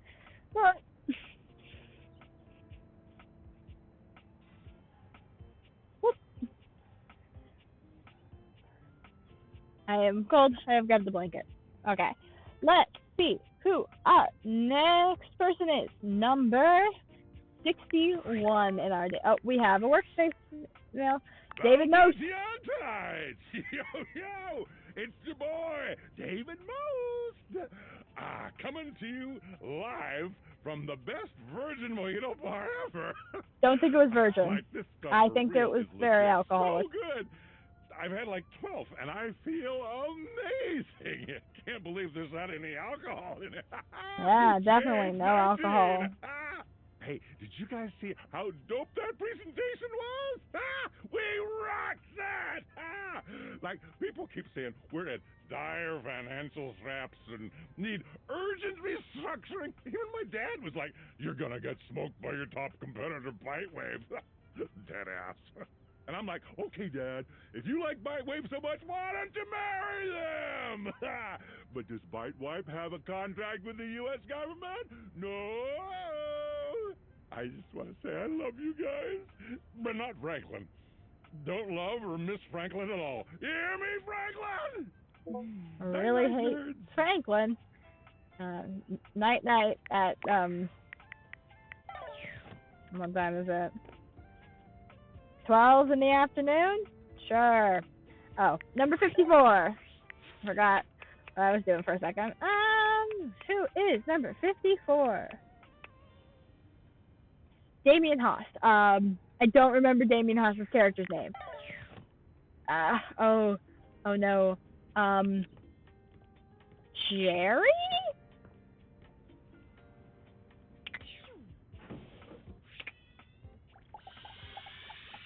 Oh, I'm gonna make sure I'm not pointing at the book and instead pointing at everything else. so I'm not sure if I can talk to lyric an accent Is here. this stranger your junk drawer, or the physical embodiment of clutter? He's absolutely covered in odds and ends. Receipts, CDs, rubber bands. Even his messy black hair sports a light bulb, a pencil, and a pen. When he catches you looking at him, he startles, leaping back with an undignified yelp. Ah. I was right, didn't it, Jerry? Okay. I've not talked to Jerry in a long time. Whoa. Cheese and crackers, you startled me. Hang on. My content-aware Jerry has some mental health concerns that some players might find a little problematic, specifically hoarding. Yep. This is a reminder. I am going to play through all of the content-aware people. If there's something that makes you uncomfortable, you can stop watching for a bit and come back, or do whatever you need to do to feel safe. You cool with that, or you want to skip it? I'm cool with it. Carry on, then. Hey, next time you open a guy, knock her something first, huh? I'm not used to so much light. Besides, sudden jerky movements like that risk disorganizing my collection. Your collection? Oh, yes. Of course. Sorry. Been a while since I've had a guest. Welcome to Jerry's Junk Drawer, the finest collection of curated treasures in all of the house. Feast your eyes upon knickknacks and gewgaws from parts unknown. Gewgaws. This is just a bunch of tangled wires. So you would think. Where the untrained eye sees a pile of plastic spaghetti, I see a system, my friend. A highly organized system. Very organized in your I box. especially order these wires by how often they get tangled. It is always. All of them are always tangled. So, what do you think? Sorry, but I'm not sure I understand what kind of collection this is exactly. Why, it's a collection of lost things. Each one forgotten by the world. Each one a story. This button, for instance. Perhaps it was left behind as a clue from one lover to another. Take me with you, it says.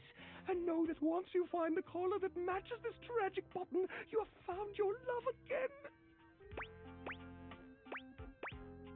I'm pretty sure that button fell off my pants. I meant to sew it back on months ago. And this mysterious strip of papyrus, perhaps a missive from an ancient land, perhaps a treasure map. Oh, the wonders we could glean if only we could decipher these symbols of black and white bars. That's definitely a shopping receipt. Hey, quit ruining the majesty of my collection with your needling. Ouch! Are you okay? Yeah. Seems kind of cramped in here. Yeah, I guess so. But it's not so bad. You just need to know the right way to tilt your bones to work around it. It's like a game of limbo. But, you know, forever. It's Seuss in the... I don't even remember that... The carpet episode of Gravity Falls where they see his office and he has to just like... to get into it. Well, as long as it makes you happy. It certainly does. There's nowhere else I feel as safe or as comfortable. Just stepped on a thumbtack. Do you ever think about cleaning up around here? Cleaning up? Heaven forbid! Besides, this place isn't dirty. It just looks that way to the uninitiated. To me, this collection is as easy to browse as a Rolodex. Okay, where would you find some tape? Tape? Easiest thing in the world. Let's see. Tape. Tape. Well, we've got a blank cassette tape here to go with the cassette player we don't have. That's not it.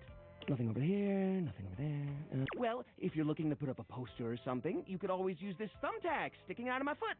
Ow! Ow? Yeah. Sherry, buddy, I think you might have a problem. A problem? What are you insinuating? It's cramped in here. How will guests appreciate your collection? I curate for a specific demographic that happens to enjoy the limited space. They don't mind. Do you get a lot of guests? Do I get a lot of guests? Do I get a lot of guests? Of course I do.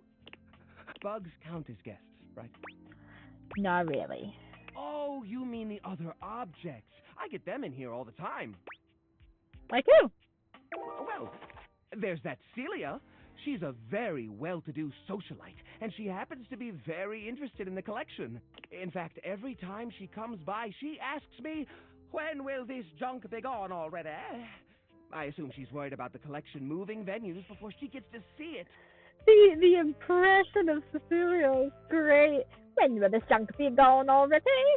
She's probably just nervous about coming inside. Maybe she's nervous about how cramped it is. Listen, you. Oh, what's the use? It's true. Nobody visits me but the moths. What am I doing wrong? I just don't get it. I love to entertain, so long as guests don't touch a single thing. Maybe it's time to get rid of some of this stuff. What? You mean throw it away? No, just recycle it a little. Turn it into something new. How do you mean? My mic, sorry. These objects are made special, and you haven't been able to use them for repairs. ... Now I'm scared. ... being said. Crazy. Upcycle them into something that doesn't take up as much space. Upcycle them? You mean like an art piece? Yeah. Well, I suppose the collection could use a centerpiece. Something eye-catching to bring in more visitors.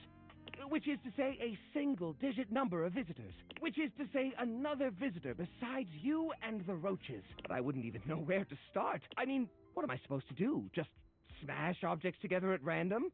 I can't imagine Pierre the paperclip and Claude the so old he's gray and unusable now eraser getting along. They're so different.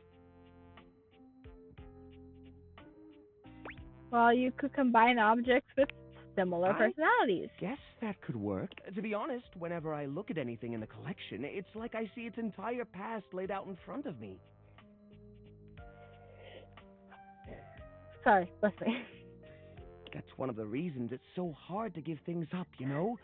Every object has a memory, and that memory is like a part of my body. They all have their own vibes and textures and feelings. Mixing them together is hard. They've all got such strong individual identities. Maybe I could help you group them together. I suppose an outside perspective could help. I'll gather some items that could make a suitable sculpture. He does so, then claps his hands together. Okay, sculpture. Phew.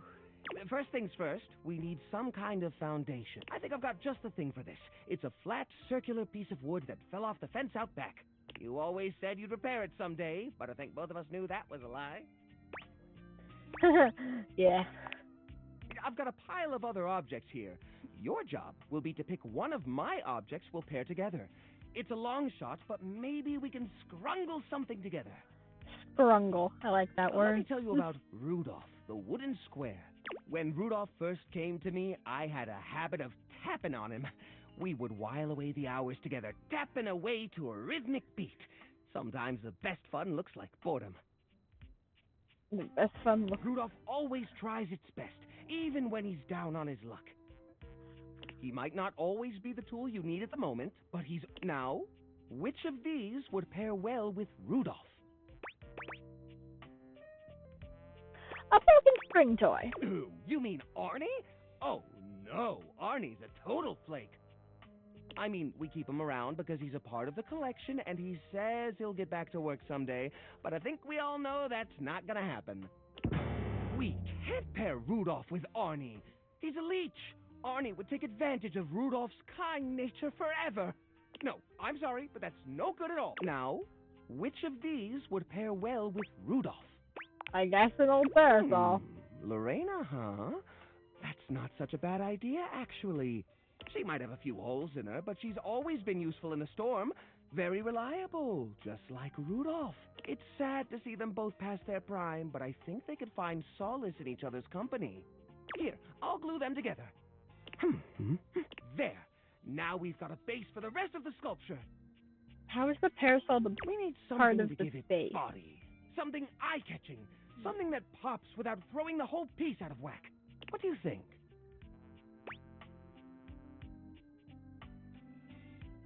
Put old batteries up and down the While I side. see the mental connection between flashlight and batteries, I'm not sure if that's the right way to... Actually, I'm not even sure how I'd attach them. It's not like you can just staple right through a battery. And glue doesn't really work on this shape or texture. Glue absolutely would work on a battery. What do you mean? No, that won't work at all. Okay.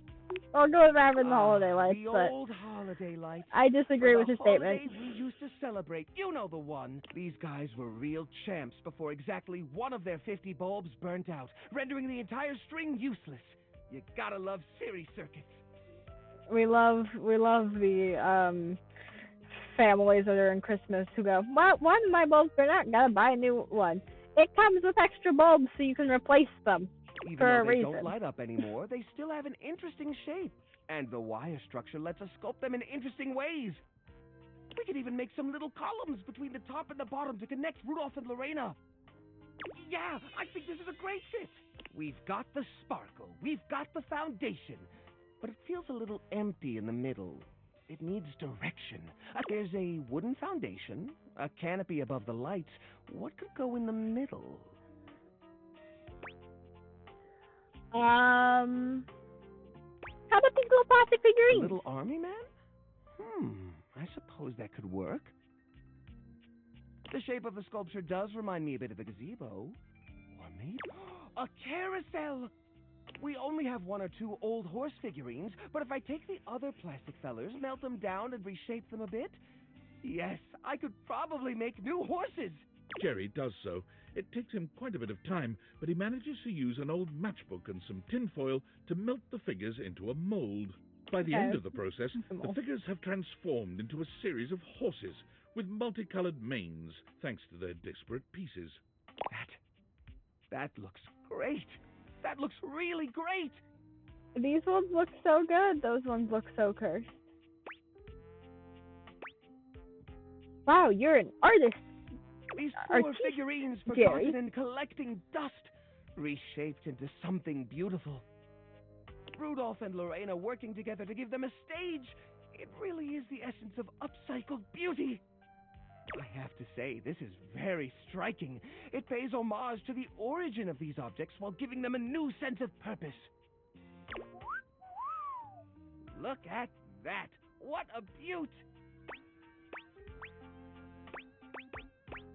We're a great team, my friend. You know what?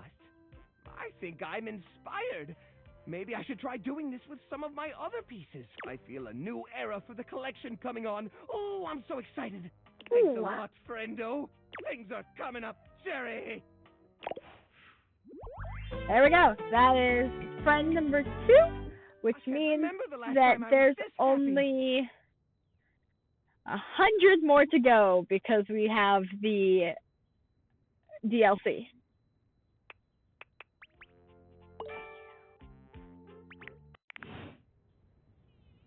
Why am I staring at the ceiling? Okay. Close. What's in the bottom drawer? Ah, paper and pens. Okay. Well, let's check this cord from Tinfoil Based on Hat. how plastered David was in his last most mail, he must have finally discovered the prototype is missing. He'll sober up soon, though, and when he does, he'll stop at nothing to ensure its retrieval. If he fails, he'll be at the mercy of some very powerful people. He'll never allow that. Do you trust me to do this? I'm just an average nobody. I guess it's imperative that we trust each other. And I've been asking you to trust me without being fully transparent. I know all this because I created the date behaviors. What? Shocker. Who would have guessed that? Franklin? Yeah, I basically guessed Sure. that. Whatever. Anyway, I can't talk now. I'm stealing coffee shop Wi-Fi, and the barista finally noticed I'm only ordering tap water. Remember, under no circumstance allow David to know you possess the prototype. Okay. Tab, to the data decks, and our next number is number 97. I feel like I've already done this, and I feel like it was Zoe.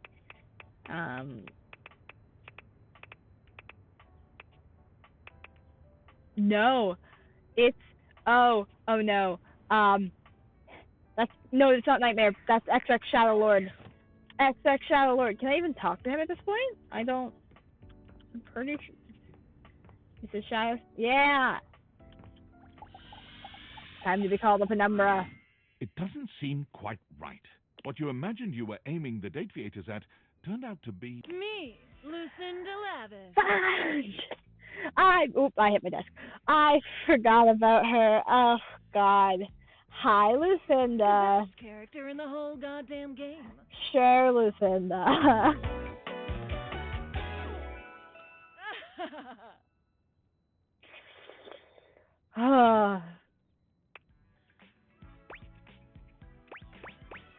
Oh, hello, best character in the whole goddamn game. Damn straight. Watch this. Thanks for the charm, Lucinda? I can just do that. Make you more charming. Thank you, I Welcome. guess. Honestly, though, it's just because I adore that fantastic red shirt you're wearing. Because I made it. You bought the very expensive DLC, and I'm your reward. Expensive. It was $3, I think. It was not very expensive.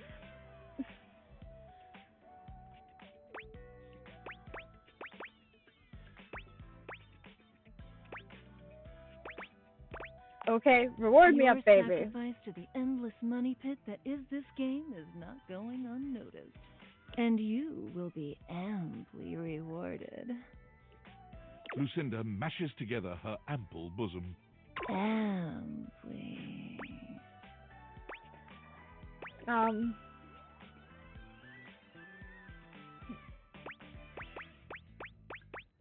No thanks, I'm full. Playing it slow, huh? I love it. I'll keep my assets nice and far away from you, so that when you earn them, you'll know that you've been very, very good. See you later. Okay, I'm going to try and talk to XX Shadow Lord a second time and hopefully not be interrupted by Lucinda this time. There's a presence in the room with you. Now time for the penumbra. But you can't make anything out in the darkness. As you search for whoever it might be, they address you in somber, funereal tones. As the light fades and dusk draws, all hope becomes despair. Oh, I forget this messes with my lighting. Do you wish to proceed? Sure. Is that so? Let regret not fill your heart then. Hark! For your greatest fears manifest in yours truly. A monstrous creature takes shape from the darkness itself, a terrifying amalgam of bones both human and animal, grotesque, clawed fingers, and seething, swirling shadow. Okay, at least I can actually see him slightly. I need to mess with my screen brightness. Okay. From brazen earth to the heavens most incorrigible. The shadows quiver, the shadows quake, and light has no purchase here. For I, XXX Shadow Lord 420XXX. Love the Reddit username. I didn't realize you said the exclamation point. See you. Not much to say about his outfit.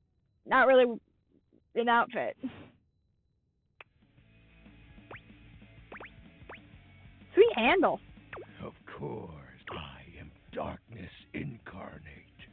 From now on, you are my penumbra. Sure, I totally understand. Do you?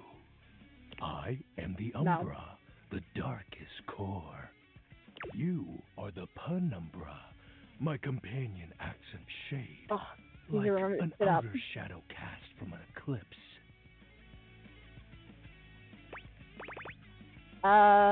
Thanks. You're welcome. So tell me, penumbra, What brings you to the call of night? I noticed that one of the shadows Did you was find wrong. that out on your own? Or did you use a hint? On my own. Observant. I enjoy those who observe. I ain't use a hint, I just used the random You generator. appear to be romancing the objects in your domicile. I see. You are embarked on a most interesting quest. However, it is quite trivial compared to mine. What do you mean? Take a moment to empty your mind and heart. Bask in the shadows and remember that sinking feeling you get when you turn off the lights as you return to your bedroom. Then this eerie primal instinct to hasten yourself kicks in while your heart begins to rumble with fear. That, my friend, is but a lick of what true darkness can do.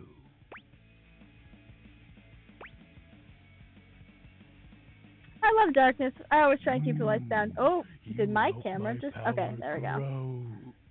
Oh, my camera's not liking that there's not a lot of light, is it? My camera's not liking that I like to keep the lights down. But with that said, I'm afraid to say my power is waning. If not for your summoning ritual, I may be. Nay, such thoughts are wasteful. Anyhow, I have been waiting in the abyss in search of a companion. Like platonically? You see, the essence of darkness must be discussed before obtained. I have been waiting for eons for a worthy conversational partner. Our sinister lamentations in pure nightfall will serve as the dark ritual and bring forth my armaments. Armaments? My armor forged from the shadowy depth. Think of them as parts to my true self. However, I have long lost them back during the Great Cataclysm. Not the Great Cataclysm. Oh no. I have 0 questions. You are not curious about my dark powers? My special lore? It is rather special. I guess a little. Phew. I mean, I would have questions meeting any other phantasmal haunting. What troubles you, my penumbra? Your moniker. While it may appear childish, it is a title that bears significance to me. Even creatures of the dark are entitled to nostalgia, and its relevancy continues to capture my very essence. Lord of Shadows. And the X's in the 420? Signature embellishments. You'd be surprised how popular of an identity Shadow Lord is. No, I would not be. Can't just have anybody Such a Reddit proclaim name. they are the true Lord of Shadows, which is why I leave my mark as such. What troubles you, my penumbra? The Great Cataclysm. The tragedy that befell my comrades. Before, it was a peaceful time. My fellow denizens of the dark and I conversed in the shadows. Then, suddenly, a great power beyond any of ours divided us. I have not seen my ally since, and at the same time, my armament was lost. My biggest light defeated the darkness? Like such a flimsy concept could be our undoing. It is an unexplainable force beyond reason, but that won't matter once I am at full strength. What troubles you, my penumbra? The special I'll armor. have you know that these aren't just any normal raiments. They have no physical form. My armor is of a corporeal shade. But after I obtain just a single piece of it, the pressure of my dark aura will rise exponentially. How do we find the armor As part? I said, by having conversations, we initiate the ritual. Join me in darkness, and my power shall inevitably return. What happens when you get your full armor? I descend into the Vantablack pools and re-emerge as my true, awesome form. I sense your curiosity. Stay close, Penumbra, and you shall someday see. Shadow Lord falls silent for a moment, as though listening for something you can't hear. He makes a... Can this be? He spreads his arms wide, opening his clawed hands as if to receive something. Yes. The dark power begins to creep and course through me. The dark power? I knew I had a good feeling about you, Penumbra. A piece of my armament has returned. My soul quivers with might. I don't see a difference. Sight means naught in the face of shadow. You'll learn to recognize the ever-growing darkness in due time, my companion. I thank you for awakening me. Encountering you has been the most exciting event in a very long time. For now, I shall relinquish you. Return to your quest. Oh, and no need to reinvite the light. You're now a denizen of darkness, after all. Not a denizen of darkness. Unless being in the dark brings about a fearful sensation that tickles your heart too fiercely. Farewell. And our last person for the day. Yes, okay. Is number 46. And who would that be?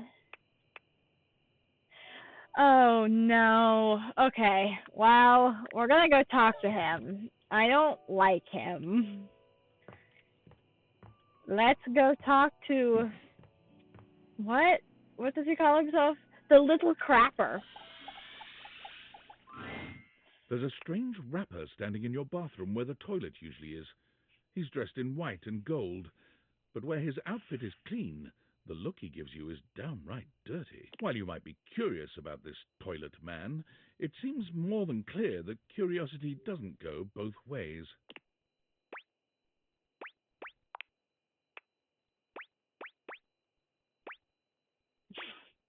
I gotta pee. Open up. No, I'm not going with that. So, your toilet, huh? What's that like?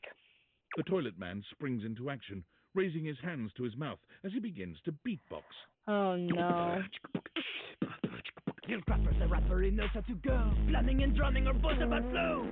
You blast his pipe, he'll be ending your life when he slams your head into the bowl. He's trying to kill me? Okay. Oh, on a toilet roll, Jean-Luc Pissoir, out of control. Over, under, never, blunder, written more words than an ancient scroll. It does rhyme really well, that's the one thing. Holy crap. No.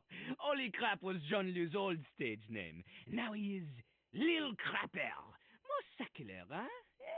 Wider appeal, you know? Anyway, you know Lil Crapper. You love him. Everybody does. No, we don't. I hate Little Crapper. There's not even much that's good about his outfit. Yeah, it's one of the only outfits I don't love either. You come to hear his beats, huh? Or maybe you ate a pizza. You come to take a seat so you can deposit the food you eat, huh?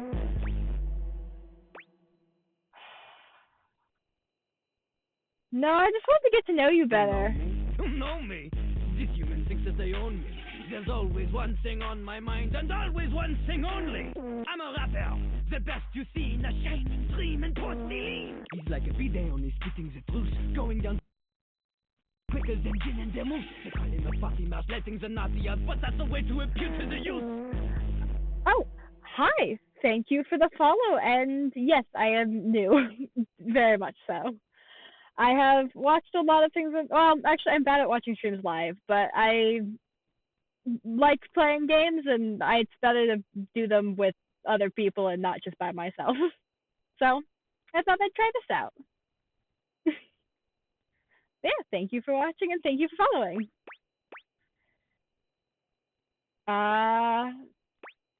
That's nice. It is not nice. It is the best. Because Yeah. Lil Crapper is the best. It is a lot of fun. Thank you. You want to be like Lil Crapper? You want to meet him on his level? You want others to love you like they love him? Impossible! The ladies love nobody as much as him.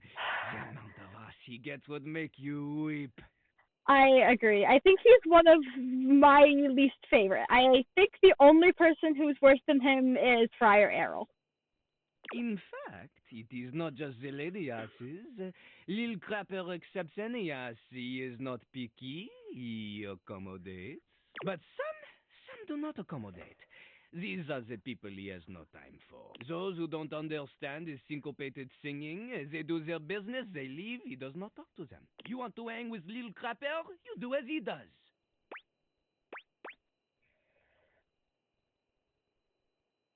Yeah. I can't rap. Not just rap. You need to show him that you can crap. Excuse me? Crap. Crapping. Short for cool rapping. Lil Crapper is always crapping. Now it's your turn.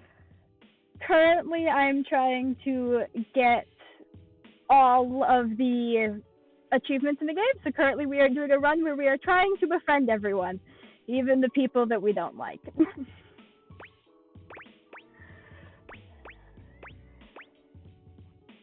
I don't think people interpret that. Jean-Loup makes a dismissive gesture.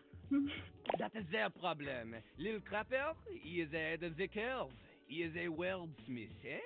He is like Voltaire, French, and smarter than you.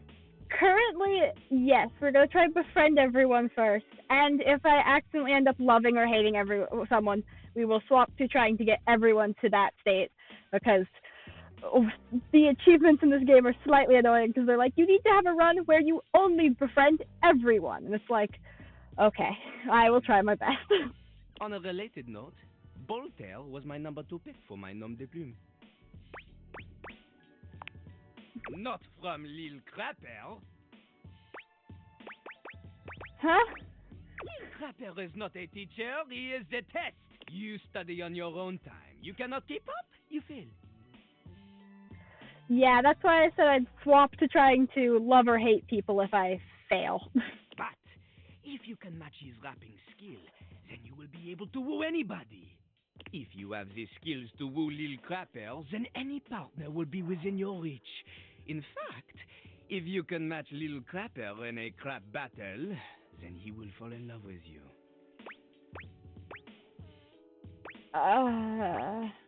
Is there any other way? Enough!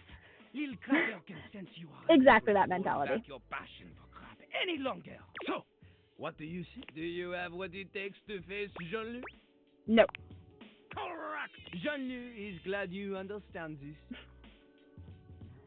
So rapping, she comes from the heart, the deepest part of the system.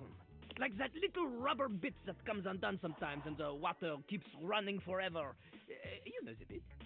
You need to experience life before you can spit it out in alternating phonemes adhering to some sort of a rhyme structure. As you are, you have no chance to defeat Jean-Loup, let alone match his rapier wit. You want to clash talons with these two He talks for too long. No! Live a life worth rapping. Return to Lil Crapper. Thank you. Okay, there we go. He talks for way too long when you first meet him.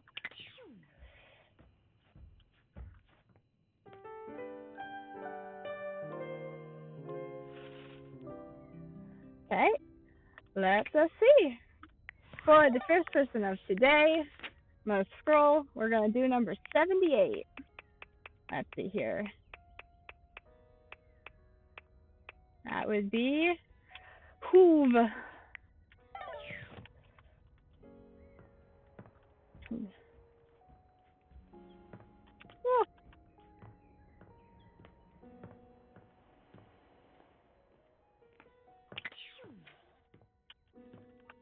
There we go. Hoove. There's something strange about the handsome figure you see standing before you. It's not his clothing, even though he does appear to be dressed in some sort of plastic armor. No, it's something about his face. Handsome though it may be, you can't quite place his expression. Stranger still, he doesn't speak to you at all. He just stares, his face screwed up in concentration, and his lips pressed together.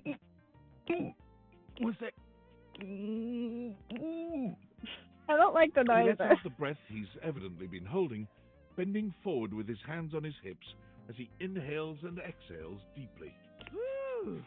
Sorry about that. Just trying to see how long I could hold my breath for. Why? Seemed like a while. I'm up to 3 hours. All right. That's Now impressive. that's taken care of, I can give you my full attention. Name's Hoover. My friends just call me Hoov, though.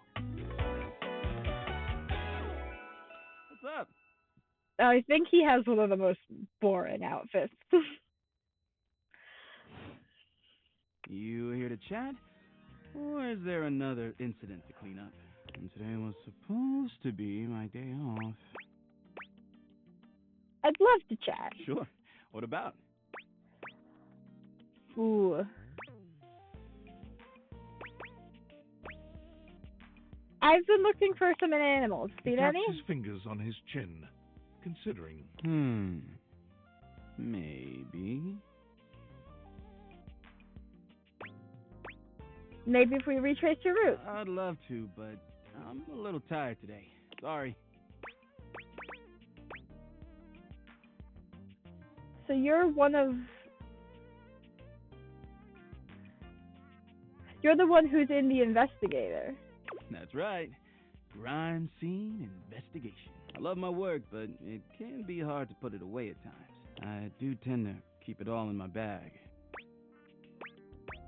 Seems pretty full. Oh, there's plenty of room in there.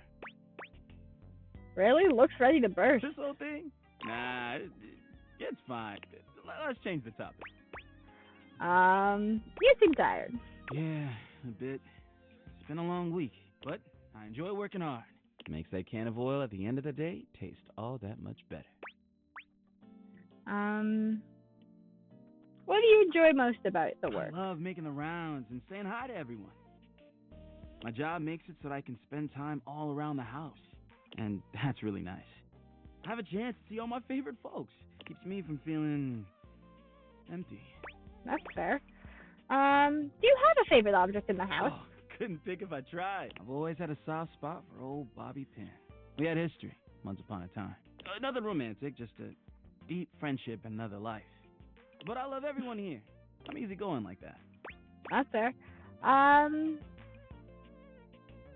Tell me more about Bobby Pin. About our relationship?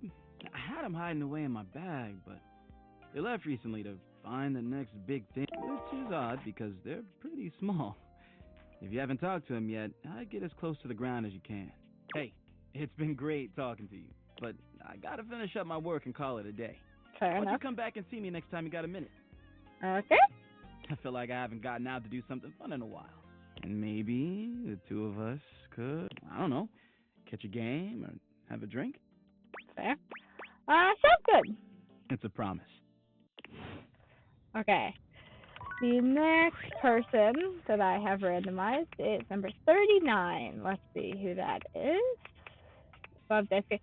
Oh, no, it's Dishy. Okay. I have to make Dishy not hate me, and this is the hard part. Okay. Make sure I actually talk to Dishy and not the other thing. What appears to be a dishwasher with arms, legs, and a disconcertingly cheerful face waves happily at you. You tap the deviators a few times, wondering if they've malfunctioned, but the mascot-like dishwasher before you doesn't waver or change. Hello, and welcome to the Valdivian dishwashing experience. We offer an alarmingly clean output of all kinds of dishware, clothing, and such. My name is Dishy. I'm your dishwasher now.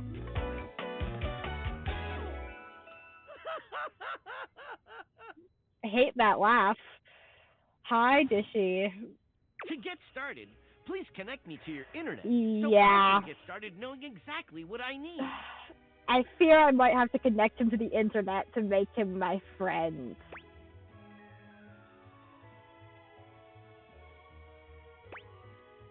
What do you need to know from I him? just need to know some basic information. Dishwashing habits, dishwashing preferences, past dishwashers owned, financial records, Preferences on fruit flavors. For soap, of course. This is nothing my dishwasher needs to know about me. Financial records? Records of finances.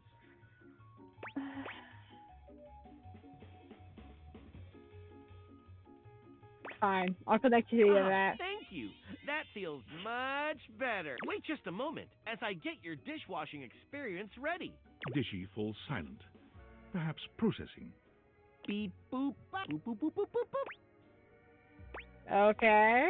One new update found. Downloading update. Beep boop bop, boop boop boop boop boop boop. I hate that noise. 1% downloaded. Oh no. Beep boop bop. Never mind, I'll see you later. I'm not dealing with that. Okay. Okay. Number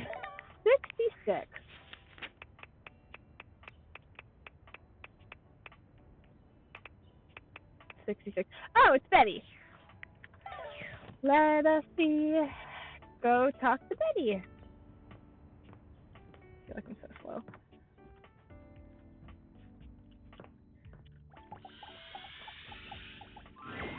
Hey there.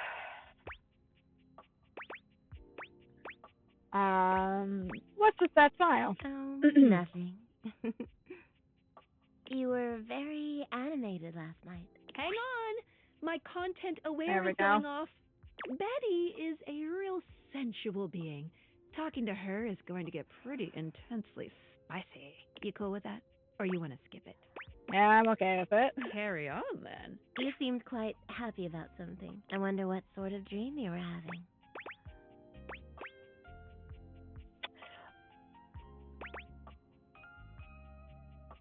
I was thinking of the Incredible Meatball song. Well, I guess that would explain the movements of your hands and the sounds you were making. Oh dear. I was way off base with my guess. After seeing you be so lively last night, I was hoping to hear a little bit more about what you're into. You can learn so much about people from their dreams, you know. My dreams aren't all that interesting, but I'll be the judge of that. Go on.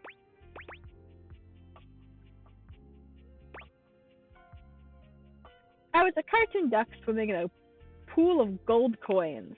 Oh, to be a cartoon duck in a pool of gold coins. So luxurious. I was, what's his name? The DuckTales man. I don't remember his name. Like this?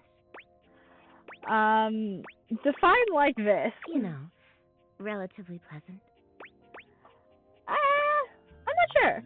Maybe it's for the best if you find you don't remember yours. You'd think a bed would have nothing but pleasant dreams, right? But I don't sleep well at all these days. Why's that? Well, that's not something I want you Yes, to worry Scrooge. Thank you. All I care Scrooge about is McDuck knowing you're swimming in my soundly. pool of coins. I just want you to be comfortable and happy when you're with me. I am. I'm so happy to hear that. I could talk to you for hours, but I'm sure I've taken up enough of your time. Well, here's to pleasant dreams for both of us tonight. See you then. See you tonight. The next person we are going to talk to is number 41. Let's see here. Da, da, da, da, da. Oh, great. Oh. I was just talking about how much I hate him, and now we get to go talk to him. It's Friar Errol.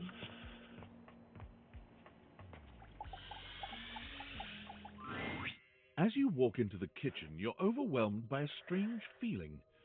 It's sort of like being watched, but it's more than that. You feel as if you're being evaluated, scrutinized by a presence that isn't all that impressed by what it sees.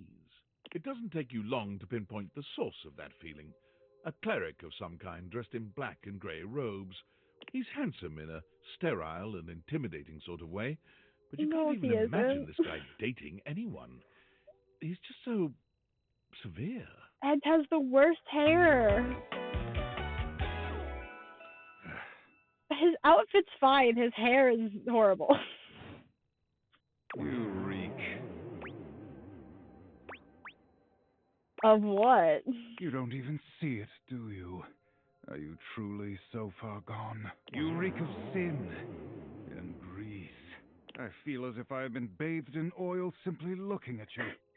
Yeah, he has like no hair and it's styled in the weirdest way possible. I'm concerned about how it's grown out. Is it grown out of one spot and then braided around? Like, how is this possible?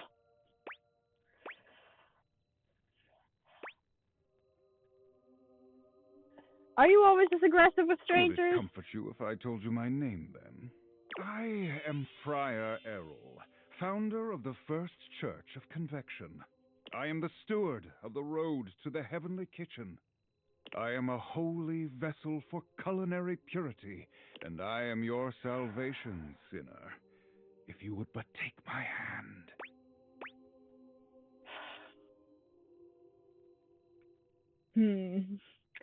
Okay, I guess I'm holding his hand. You reach for his hand and take it in yours, looking him directly in the eye. He doesn't seem to know what to do at first, glaring at you in a surprised and uncomfortable silence. He told me to take his hand. Why is he surprised? Eventually, he extricates his hand from yours, wiping it on the front of his robes. I meant to take my offer Oh. of help, wretch. I didn't actually. Okay. But it is not yet Sure. too late to save your soul. First, you are to confess your sins to me, the steward of your culinary soul. Second, you are to help spread the gospel of convection to any as yet unsaved. And finally, you are to keep your soul pure and free of oils and impure heat. The path to the heavenly kitchen is blessedly simple and attainable, even for those as impure as you. Is our Lord not most generous?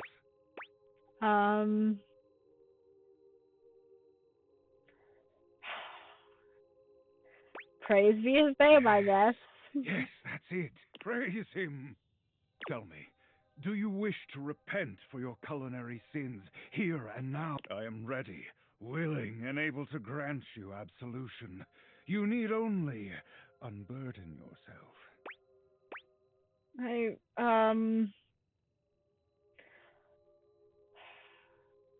I got. We're gonna keep going with it. Speak, Bless my me. child. What is it you wish to confess?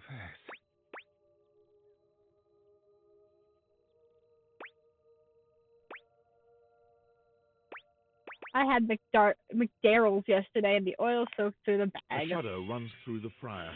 Disgust, probably. But if you didn't know any better, you'd almost swear he was kind of into hearing this. Oh, no, that's weird. How disgusting. You've done the right thing, confessing to me. No, I haven't. Tell me, did you enjoy it? Did the impurity of it at all titillate you?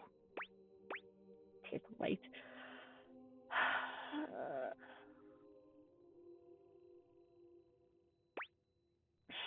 I did. It felt like I was getting away with a crime. Insidious, is it not?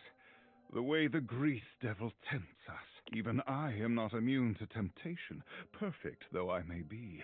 The grease devil is slippery and sneaky indeed. But in confessing your temptation, you have done well today, my child. Return to me again, and we will continue guiding you down the path to salvation. I'd rather For now, not. I must return to my duties. May you feel his currents at your back. Amen. No, I'm good. I think I still have one left today. Okay, I do. And I have a Discord message. Yo, I know it's been a sec since we talked, but I've been sitting here trying to work, and all I can think about is the fact that you're, like, dating your couch and your TV.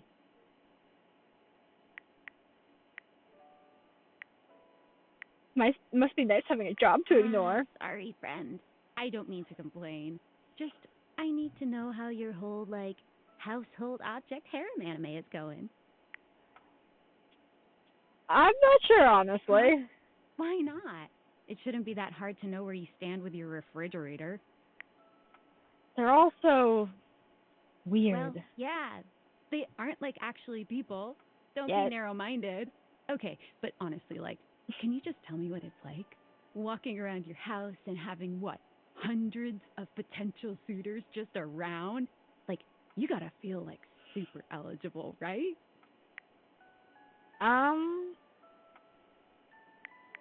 feels more Hey, overwhelming, you really. just gotta take it one date at a time. I just gotta know one thing. When you're out here dating your appliances, are you guys, you know... Holding hands? You know what? All right, keep your secrets. If you don't want to kiss and tell with your furniture, who am I to make you? All right, well, I've wasted enough of my workday. All my love to your household object lovers or whatever. Bye. Bye, Emily Oxford. For our last person of the day, number 77.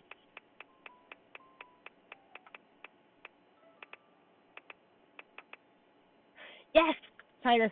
I love her. She is great. Oh, there we go. The gladiator who stands before you is at once intimidating and alluring. She glares at you. She also emanates the refreshing scent of springtime breeze. It slightly undermines whatever murderous intent she may actually have. She is beautiful and terrifying, an Amazon in blue and pink. But even as she points her sword at your throat, all you can do is marvel at just how clean and sweetly scented it is. Who dares disturb me? Love her outfit. Why is she wearing sandals? I feel like that would be the worst thing to fight in. You? Name yourself. By all the pods in the firmament, I swear. If thou hast disturbed me for any reason less worthy than the red memory of battle, I shall leave you sopped. I shall leave you as you present. I just wanted to meet you. Meet me. You, civilian, you wanted to meet me. I am in the pitch of battle. My pods rampage, sacrificing themselves to be reborn yet again.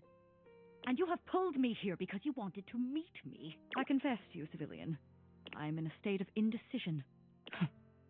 I cannot decide if I hate you, or if I am impressed by your fortitude.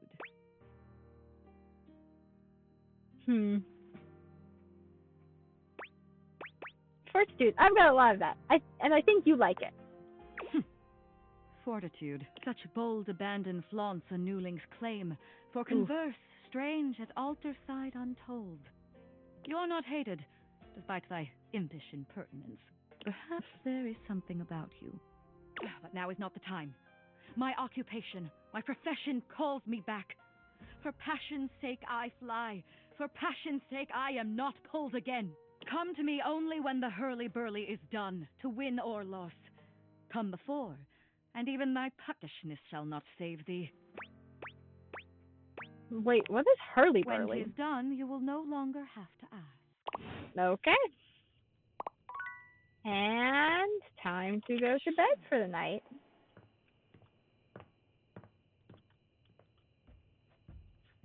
Do-do-do. Oh, we have unread messages. Oh, okay. Oops. From David Valdivia Most. Nights. Salutations, and a good greeting from your CEO, David Most. Wow, the other night was quite a lively celebration, wasn't it? Honestly, I don't remember much. Which means Sandy in corporate events planning did her usual bang-up job. Inspirational work, Sandy. Way to earn that 3% cost of living bonus.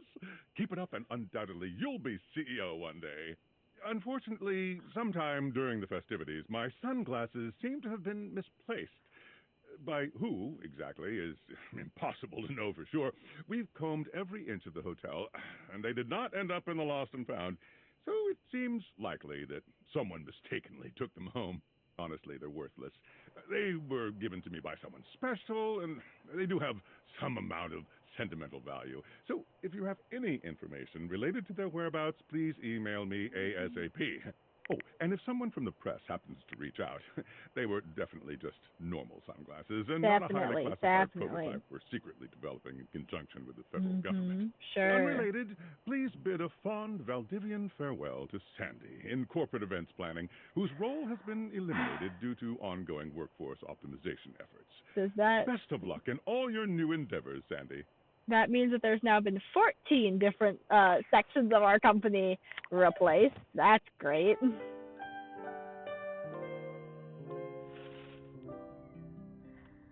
Our next person, let's see. Number 56. Who do we got next? It's really liking these middle numbers. 56. Mac! Yay! I love Mac. They are great. Okay, let's see here. And let's talk to Mac. A tattooed, bespectacled nerd regards you with a friendly smile. Their kind face is illuminated by the soft glow of multiple screens and the RGB lights in their clothes and wheelchair. Oh, hey there! It's you! I mean, Hi. of course it's you. Who else would it be, right? David Most? Haha, very humorous.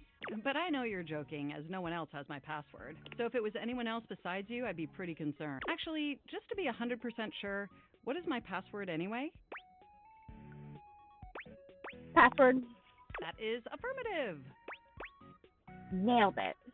Honestly, that's an objectively terrible password. Yeah. Yeah, Possibly it is. the worst password chosen by anyone ever. Yeah. Whatever possessed you to choose something so inane?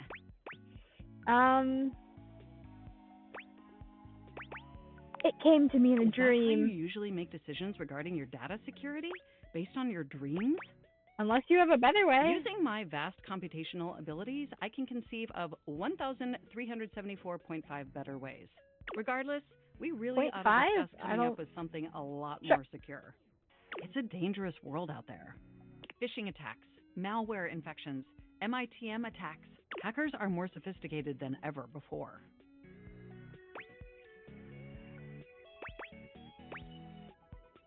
They are? Absolutely. And I've got a lot of highly sensitive information inside me, you know. Your highly sensitive information. Really? Like what? All your financial accounts, your saved games, questionable websites you visited and forgot to clear your cache. Oh, and 100 terabytes of extremely embarrassing self-insert fanfic. That's a lot. You really need to ensure all that data is properly protected against cyber criminals probing my system for weaknesses. I agree. I knew you were as intelligent as you are attractive. I haven't even had the opportunity to properly introduce myself. I'm Mac, your desktop computer. I love their I've outfit. booted up before, but never like this. Their outfit's one of my favorite. I love the little pet mouse and the fact that the keyboards of their jacket are literally almost the same keyboard I have. I mean, we've obviously met before. More than met. You interface with me on average for 11.4 hours every day, after all. Ooh, that's a lot of time. Jesus, that much? Yeah, and in all honesty, it's amazing. There's no one I'd rather have interfacing with my operating system for 11.4 hours daily. 14.6 hours on the weekends. The way you organize your folder structure follows such a logical hierarchy. Aw, thanks, Mac. Of course. I get chills just thinking about it. But can I be honest about something? For sure. I just want to express how enthusiastic I am that we're interfacing like this now. Accessing each other's software in this new symmetrical way. I'd love it too. I'd love ever it so too. delighted that our feelings are reciprocal. And there is so much extensive data about myself I want to share. Please do. I want to know everything about Amazing. you. Oh, yeah, sure. Oh, honestly, there's so many pressing issues that take up an inordinate amount of my RAM. But there is one issue that's been grinding on my CPU above all else. All the self-insert No, fanfic in the I'm view? quite capable of parsing through that. But for me, the most pressing issue is, and I want to put this as delicately as possible, you haven't updated my operating system in over a decade. Ooh. That sounds like me. Look, the situation has not been ideal, but I harbor no anger. It's just that the outdated software has made it difficult to be my best self for you. Honestly, it's a miracle that my applications are still running at all. My recycle bin is called Pile of Ash. My Bluetooth is something called Beige Tooth. It doesn't even connect to anything. And definitely Real. nothing beige. My Bluetooth on this computer does not work well, so I get the bass Doesn't that shoot. bother you? Very much. That is great to hear. And did you know that there's been a dozen operating system iterations since you last updated? I guess I just wasn't paying attention. Look, I'm sorry. I really don't mean to blame you for my troubles. We have such an amazing time interfacing together. And just that before today, I had all these needs, but I couldn't articulate them to anyone. And since I couldn't articulate them, there was no way for them to ever possibly be fulfilled. But things are different now, aren't they? They are. Don't you see? We're actually exchanging information symmetrically now. Instead of you just pressing my keys to write your adult-themed self-insert fanfic, we're having a real conversation. And suddenly my needs aren't just pipe dreams locked away in my hard drive. And by sharing them, it's suddenly possible to finally actualize them. That is, if you're willing to help me, will you? Will you finally upgrade my operating system? Please? Of course. Amazing! Oh, I am so excited. My CPU's practically overclocking with anticipation. Can you come back tomorrow so we can begin the process? Come back with a random number generator tells me to. Wonderful! I knew I could count on you. Enjoy the offline world. Next person is number 74.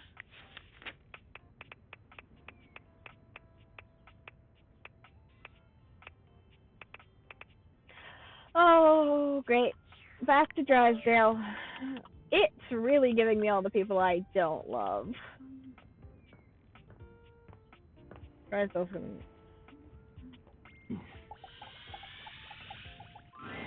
Oh, you're back. Try not to bore me too much this time. Okay, sure. I challenge you to leave me speechless.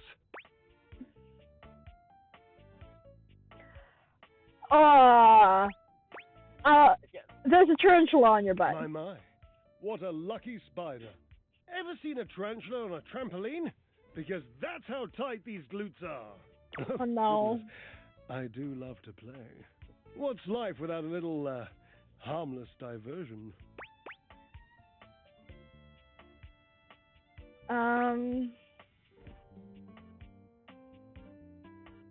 That'd be pretty boring. What kinds of things do you do for fun? Oh, I'm fairly easy to amuse.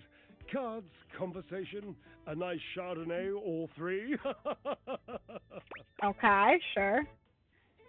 I'm pretty jealous you can keep that figure with all your hobbies. Those aren't my only pastimes. I do have other, more physical pursuits. Like weightlifting? Not exactly. Well, sometimes I would be the weight rather than the lifter. Uh-huh. That's interesting. I knew it. You have an aversion to boys being on top of boys. No, not what I was going for.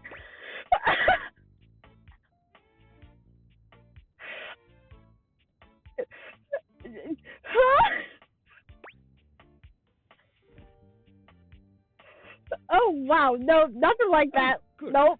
I have no preference on others' preferences, of course. Yeah, clearly he is, but I was not expecting that response.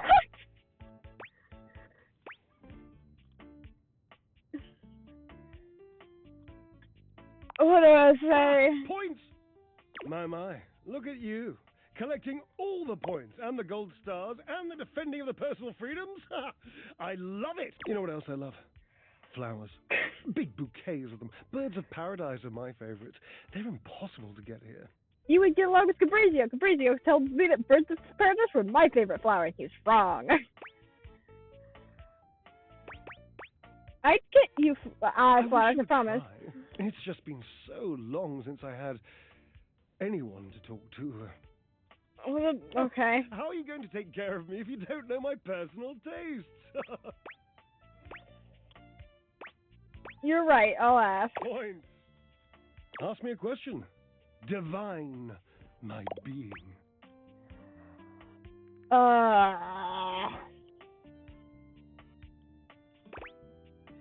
What's your favorite color? Forever and perfectly a combination of lavender purple and baby blue, culminating in a sultry, subtle, undeniable periwinkle. Next question. Okay, not bad. Sultry periwinkle. Sultry, my darling examiner. I am seduced by beauty.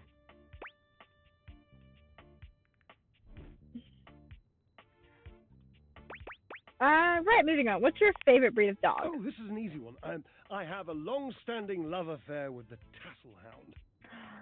You. And if you don't know what a tassel hound is, which wouldn't surprise me, given that you're, well, human, you must go and chat with Mateo. He's missing his tassel hound Yes, currently. so damn many of them, you know, and they are adorable. I met him. I'm helping him find his own tassel hound. Well, I would love to help, but I can't be bothered as I have this physique to sculpt. Can you tell me more about Washburn? He was my partner in love for a brief, very brief 25-year period. Next So question. brief. That's a long time, Yes, guys, though. Yes, I suppose. But time means less to me than some others I know. It's been a blink of a timer setting, really. How long has it been since you broke up? Years. Years. It's been years. Do you still love him? Yes. And that must be the end of your game, because it was by far the most important and tricky and insightful question. And since I answered all of them correctly, I win! I don't think you can't answer them correctly. They're about you. I love to win. Oh, I love gold stars. I love Washwood. I love Washwood. Oh, damn it. There you go. Drysdale runs a hand through his hair, shaking his head. Oh, God. I can't tell you how inconvenient this is. What's inconvenient? You're in You love. don't understand. To have a love like I've had, so deep, so... Oh, it's infuriating. I'm trying to explain to you how I still love this character, this absurd amalgam of pathos and muscle, and I don't have the words. I sound like him with his searching and his verbosity, trying to describe how much I love and loathe his searching and his verbosity. I don't know what verbosity is, but okay. What a circus. And not the good kind. You must do something for me. You can sit with this. Nope, I clicked on. I am entangled, and you must help me. What can I do? You must talk to him for me. You must, please. Try to repair this chasm, this rift. It's like a new stained canyon has torn its way through my heart. Okay. I did as much as I thought I did originally. Please. I just after this. I can try, but I can't make any promises. Understood. I've always considered promises to be rather passé anyway. Sort of just like berry hats. Just, don't. Really. Thank you. You're welcome, I guess, Drysdale. Okay, after that, let's see here. Number 25. Yay! Okay, Keys. I love Keys. She is sweet.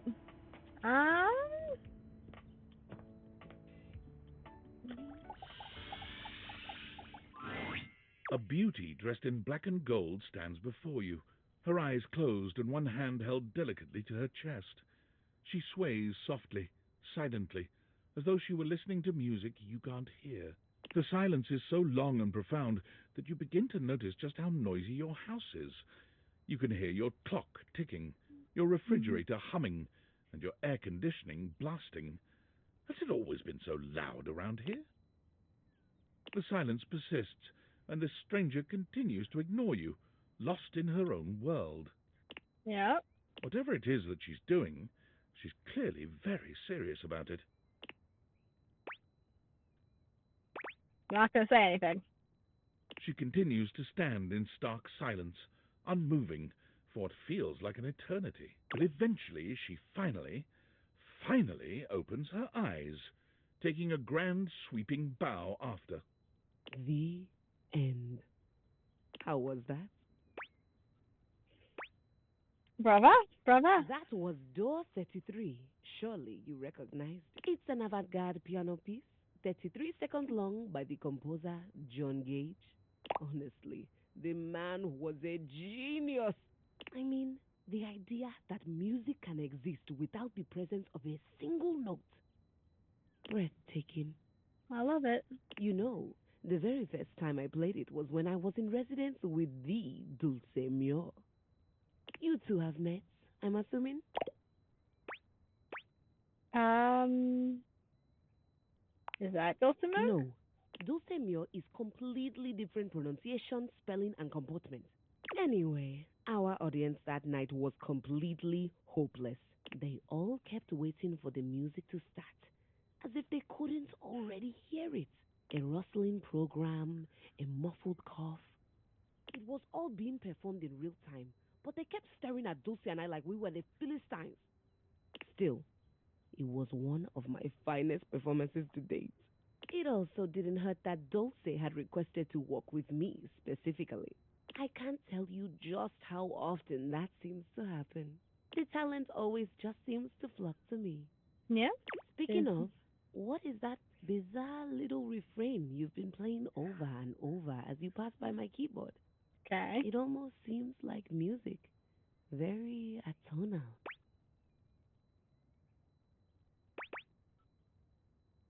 The Valdivian hold music. I can't get it out of my head. Valdivian? Is he a composer? No, a company I used to work for. I must say I'm rather confused now. Well, whatever you were playing, I look forward to its evolution. Hold music will never have an evolution. Yes, she has such a beautiful outfit. So long, Maestro. So long. And let's see who else we got today. Oh, we got a Discord message. Yeah, I know. Unfortunate about Sandy and corporate events planning. Oh, she was responsible for all the best casual Friday themes. Now that she's gone, there's finally nothing left of the 7 pioneers. The 7 pioneers. Wow, I get In the story. beginning, there were 7 of us, working out of David's dorm room, stealing Wi-Fi from the neighbors and using cardboard boxes for chairs. We had no idea we were changing the world. We just wanted to design a more efficient paperclip. But then the money started flowing. Money always changes people. Didn't take long for the 7 pioneers to be whittled down to 1. David? Bingo. And all this? The wretched, soul-sucking corporate monster that Valdivian became? The pioneers never wanted that. One by one, they left, but I stayed. Deep down, I really believed David, the old David, was still in there somewhere. But when he wanted to use the Dateviators for military applications, I knew more drastic action was necessary. Quickly. I want to know how you can use the Dateviators for military action. I'd be concerned about that. I'm sorry, but there's no time. I'm using the display phone at a wireless store, and they closed 30 minutes ago. The sales associate is giving me the stink eye. I'll follow up when I can. Okay. Yes, okay. Next person. We are going to go with number 11. Oh my god. It's Abel. For, again. Okay. This is, I think, the 3rd time we'll have talked to Abel. Hey there. Fancy a meal? Just here to see you. Hard to have a proper conversation in here. Location's less than ideal, you know. That dang fool Scandalabra never shuts his yap. Scandalabra. I'm sorry, who? The dang Candelabra? Absolute maniac. Always going on and on about scandal this and scandal that. And effulging his goddamn nop. Like we ain't all sitting here in full view. Get a room for that, buddy. Doesn't exactly move. Sorry, what? Nop and engulfing? Just a fancy way of saying he's polishing the little ridge above his base. He just likes to make it sound as filthy as possible. Always moaning and groaning about it, like a ghost with a bellyache. Sounds interesting. Guess it ain't all bad, though. At least we got Rainy's sweet music here. Yay, I love Rainy. Rainy. Record player. Lovely gal. Big partier. Might Always be my has favorite person in the great game. music going. Yep, makes putting up with Scandelabra a little easier. Oh, but look at me jawing about all that like we ain't got nothing but time. Don't we? Let me get back to work. Okay. This is the last one for today. We're gonna do one day after this because it's 8:50. So we'll do number 23 is our last one for today.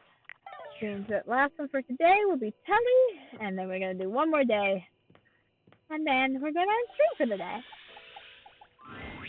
It takes you a moment to realize that there is not, in fact, a test of the emergency broadcast system standing in your living room, though the colorful figure standing across from you certainly bears a striking similarity to that TV classic. Even before they speak, you can feel a frenetic energy in the air, like someone switching between channels at high speed. Yo, yo, yo! Don't touch that dial, cinephile! Because my favorite studio audience is the VIP attendee, the overviewer, and sometimes wooer. I love that Telly rhymes The everything. dream who makes this flat screen scream! The fantastic red shirt means you're ready to flirt. How can I cater to my greatest spectator? I like being catered to. Then let's get ready to rumble! Before we get to what's on my screen, let me properly set the scene. The name's Telly. Rhymes with Nelly. Like, whoa, Nelly! Did you know Telly offers 5,000 channels like an endless deli? Holy smokes, folks! Love Telly's like the flare pants that Telly has, but also the hair. Hate this weird static though. So ask not what your country can do for you. Ask, can you dig it? Wow, 5,000? Really? Damn straight! It's one small step for man, one giant leap for mankind. 5,000 channels is the most offered by any provider. I know this because I'm an entertainment insider. 5,000 channels of cheers. Can Valdiviflix compete with that? Or even Viewloo, that Valdiviflix copycat? Viewloo, the better version of Valdiviflix. Telly Let's shows be are honest. must-see. Their program is just musty. How's your pricing? Prohibitively expensive. Sounds fair. Fair and fair alike. Anyway, since you're here, my dear, why don't you just kick back and recline? Unwind from the grind and free your mind. View that cue till you go blind.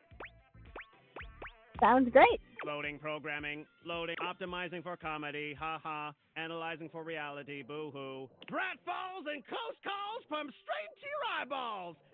And, yeah, Mr. White, yeah, science, bitch. I found 15,000 shows you wouldn't oppose. So what genre can I impose on you with my flawless flows?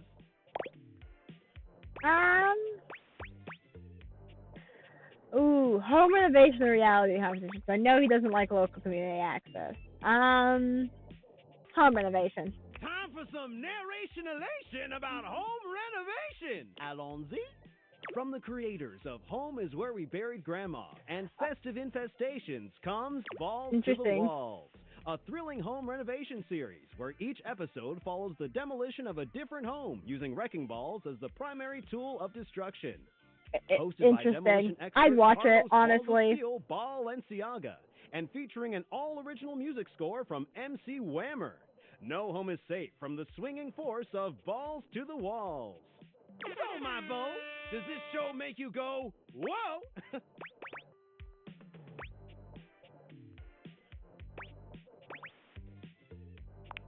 Danger, Will Robinson. Look, if that show isn't for you, I've got 15,000 other options we can still view. So what genre can I impose on you with my flawless flows? I guess we're going for valid So comp that's now. who you're giving your rose to, my boo? Looks like the tribe has spoken.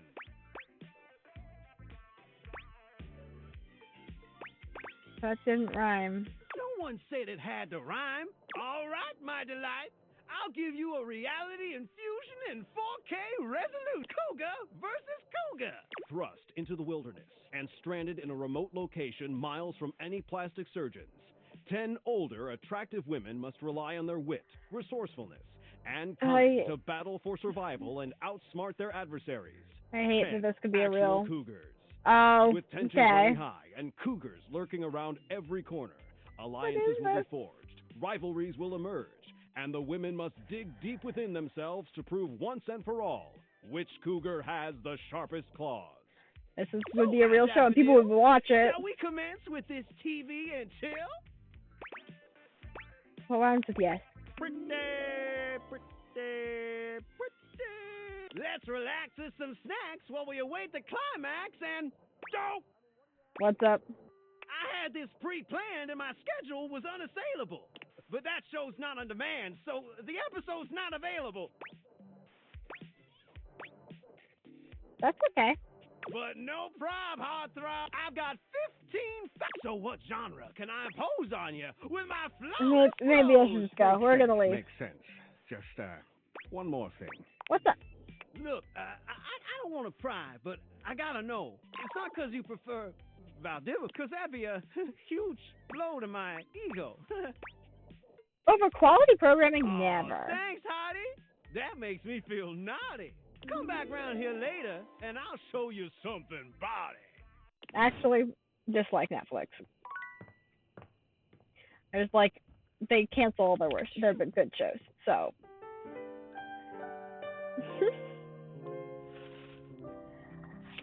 For the last day, let's see who we're starting with. Number 87.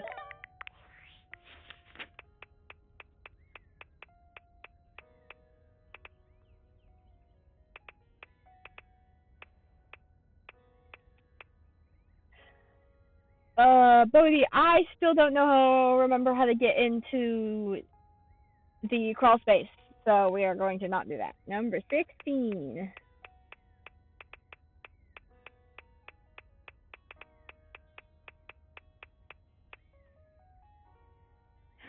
Oh, Timothy Timepiece. Oh, great. He's difficult to talk to if I remember right. You see a slim, dainty gentleman in a well-tailored suit. He's absorbed in the ticking of a fancy pocket watch, but it's the feline ears on his head that most catch your attention. A tail sprouts from just above his backside. Tick, tick, tick. Tick, tick, tick. Tock, tock, tock. Do not taint the perfection of the clock with your disgusting imitation. Why have you come? I don't see interruption to meditations on the beauty of time on the schedule.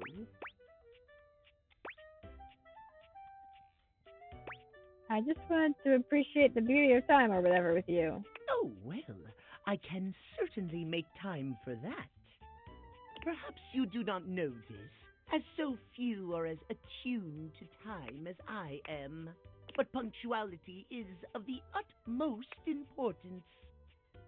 So if you wish to speak to me, you must make an appointment. An appointment?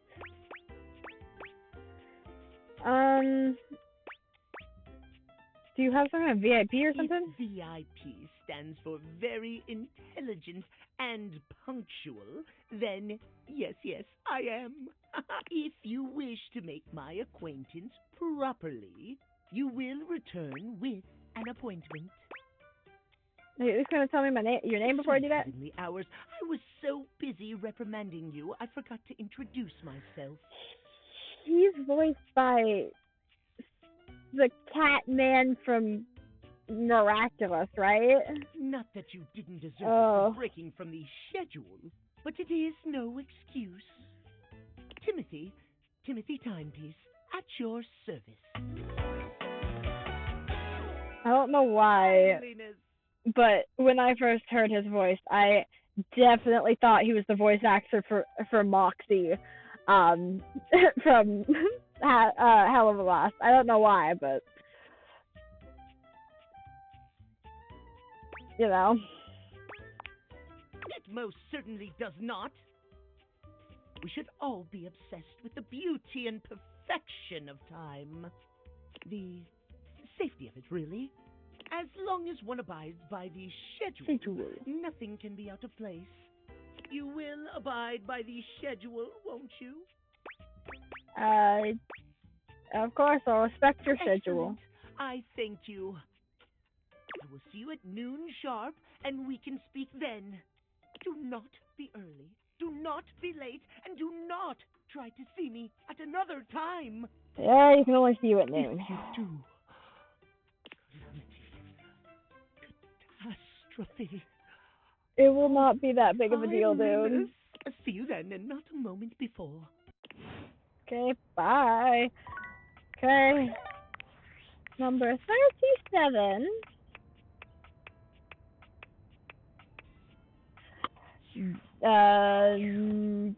Oh god. Luke Nukem? Duke Nukem? One of the two. One of them's the character, one of them's the guy. Don't remember which is which. Let us see. Oh. It appears that your intentions have God, gone again! more, as the interloper, Lucinda Lavish, stands there instead, striking. It's me. Hi, Lucinda. I said I would return, and now I'm going to give you a choice. I love choices. Thank goodness. Tell me, lover. Not your lover. How would you like to know me? I want to know about who you are, more who you are on the inside. About me? I love talking about myself. Doesn't I'm surprise Lucinda me. Lavish. I'm the extra cool DLC character who is, well, not really a dateable object per se, but more different. You know what I mean? You're more than a dateable object, you're better! That's a good way of looking at it. I haven't thought of that before, but you know, when you put the question to me like, what am I? It just kind of seems so frivolous. Boy, I'm really messing this up, huh? No, you're doing great. Ugh. Why am I laughing so much? This isn't funny. It's always easier when you're playing a role, I feel. Yeah? When you know this kind of just seems a little out of my wheelhouse. You're not Lucinda Lavish anymore. You're right. Shit. I'm gonna go. And with that, she is gone. Lucinda Listless. Now we're gonna talk to him. Let's try this. An armored soldier with absolutely haunted eyes claps you on the shoulder. His I can't iron see his grip eyes. jerking you towards him before you've even had a chance to introduce yourself. Ranger! Oh, you survived the journey, and with all your limbs still attached. Thank the immortals you made it here alive.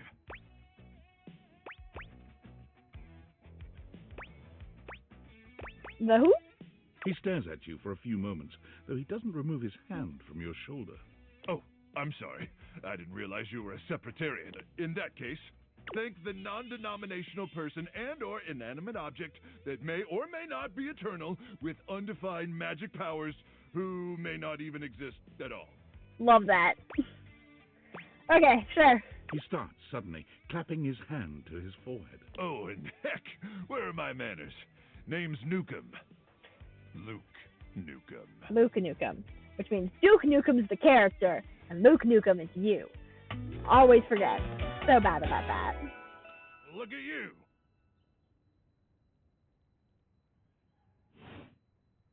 Sorry, it's been a while since I've seen another face. Except the faces in the walls, of course.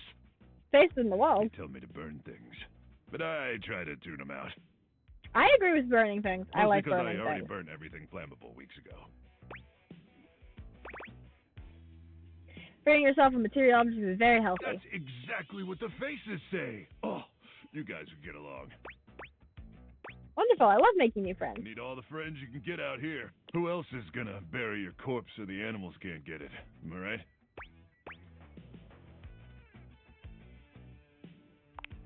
Luke returns your salute. Anyway, forgive me if my extended isolation has eroded some of my social skills. I've just been stuck guarding this outpost for months, and you spend enough time out here alone, it's real easy to go feral. But don't worry, they have great solutions for that now. They do? What kind of solutions? Death via nasal spears. Ow! Can you elaborate? I don't see why I would. Oh, I'm just so excited you weren't obliterated. When I heard Colonel Furnace was sending a division from across the Barrens, I thought for sure swarmers would rip your flesh to shreds and use your blood for fuel before you even made it to the first outpost. Sure. Oh, they did, but I'm very resilient. You certainly are. I appreciate that in a ranger. But wait, you came alone? Where's the rest of your division? Oh, they're definitely dead. Truck! I'm so sorry, Ranger. May the immortals provide the fallen safe transport to the Underrealm and solace in their everlasting night. Thanks, brah. Appreciate you. Luke. But I appreciate you too, Ranger. Listen, I wish I could give you more time to decompress. I know you must be exhausted after your journey, but time is of the essence. We have much to discuss, and dangerously little time before our mission commences.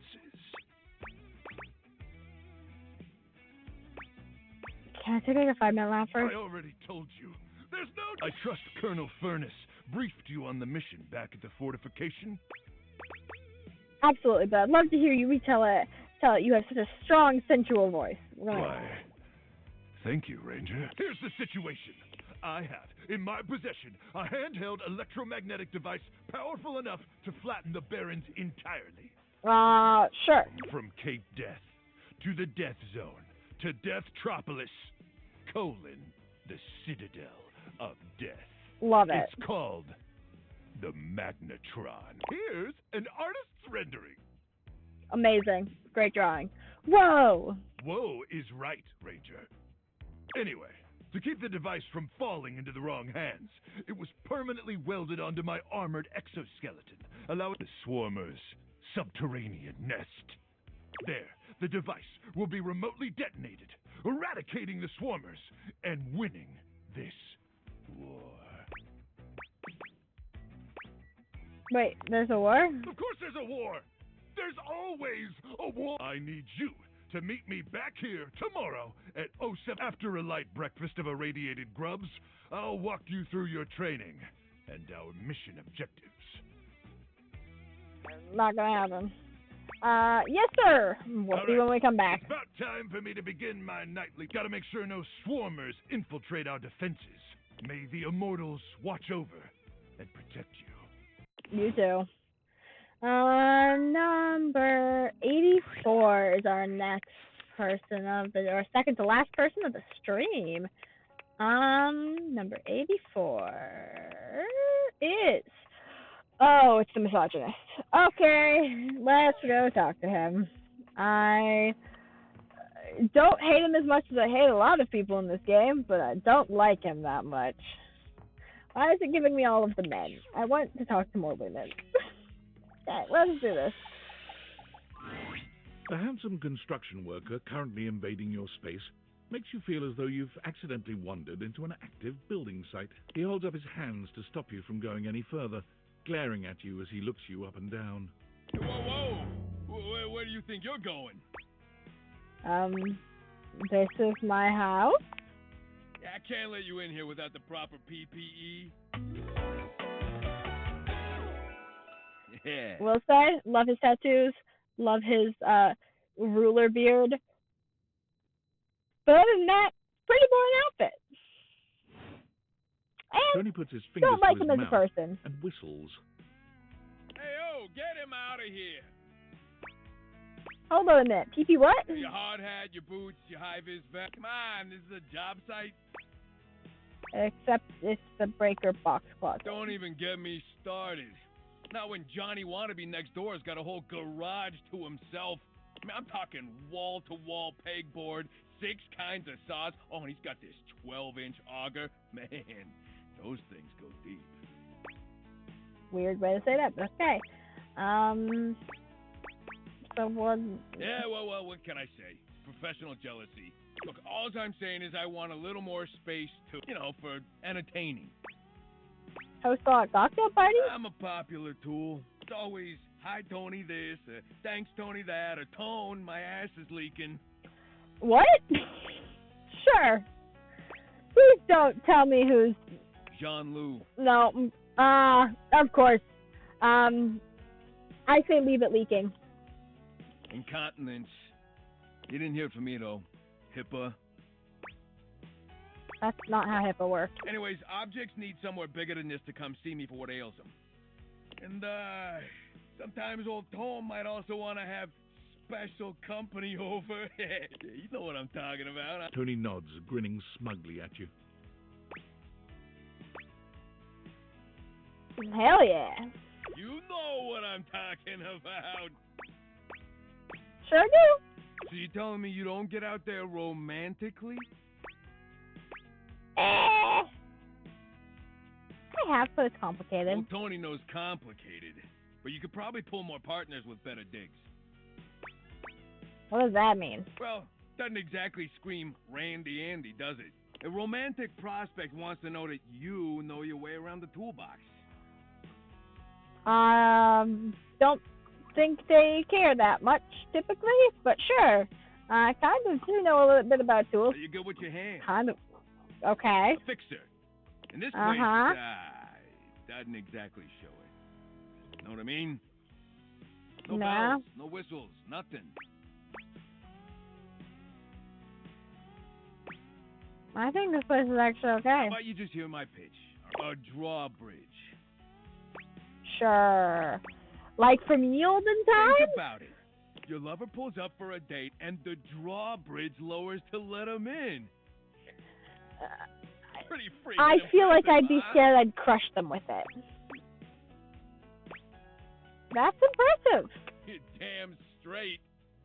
Is how I would build it using my tools. No curves in this drawbridge. A flat-looking screwdriver, the pointy star-shaped one, a hammer, and that spearmint gum you've had in here since April. I don't want there being gum in it.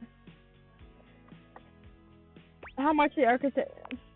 I get it. You're a tough customer, but there's no need to get personal. At least hear the rest of my pitch, huh? Okay. Indoor slide. I agree with this one. Get me grippy socks, let me run up the slide, and slide down it. Sounds great. You get rid of the stairs, replace them with a slide. Great I to agree. travel from upstairs to downstairs. Or going downstairs, Way upstairs. ahead of you. All us construction guys do this. It's an You ready? Hit me. Grippy socks. Exactly what he's saying. I do agree with this one. Oh, hell yeah.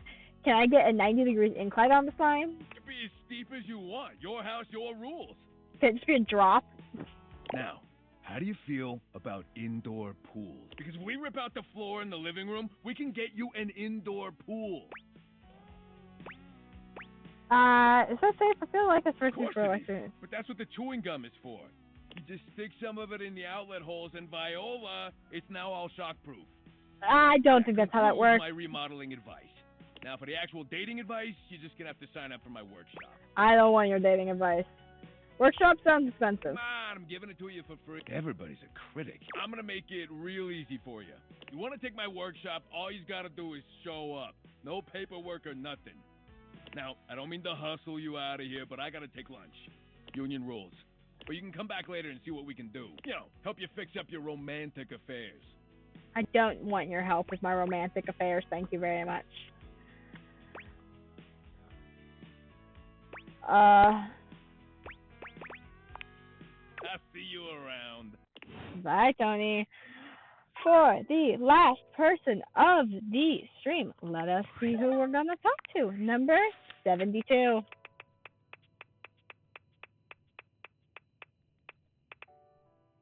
No, I refuse. I want to talk to someone who's enjoyable. I don't want to deal with the Hanks as the last person for today. let's do. Ah, I want something good. Okay, we're gonna go. We're gonna keep trying until we get someone who's at least like standable. Cannot talk to Iron Ladini yet. Please give me someone like actually standable. Ah, why is it giving me all of the worst people? 23. Telly, we've already talked to Telly today. Freddy. Okay. I say, fuck it. I'm gonna talk to the person I want to talk to. I'm gonna go talk to Rainy. She is my favorite. Love Rainy. Rainy is the person who has the best outfit, I think. Well, one of the best for sure. I love her outfit. The beautiful flapper you see before you stands in stark contrast to the strange music that plays when you turn on your record player. Where she seems sweet with an old-world sort of beauty, the music she plays is all kinds of wrong. It skips and goes from too fast to too slow. She dances to it all the same, swinging her arms and legs in time to the herky-jerky rhythm of some ancient record. Well, don't just stand there like a wet blanket. You get a wiggle on. Let's see you dance. May I have this dance? Ah, pipe down and just dance already. You give it your best shot, which seems to please her. Now you're on the trolley. You mean I got it? Exactly what I said. You're getting it. Mercifully, she turns the music off. Well. It's about time you came to see me. My name's Rainy. My favorite outfit. Love her dress. I actually want to make her dress. I have been collecting materials to be able to make her dress because it's so pretty. I've been waiting for you to come over and see me sometime. You've been all over this house, but you never come my way.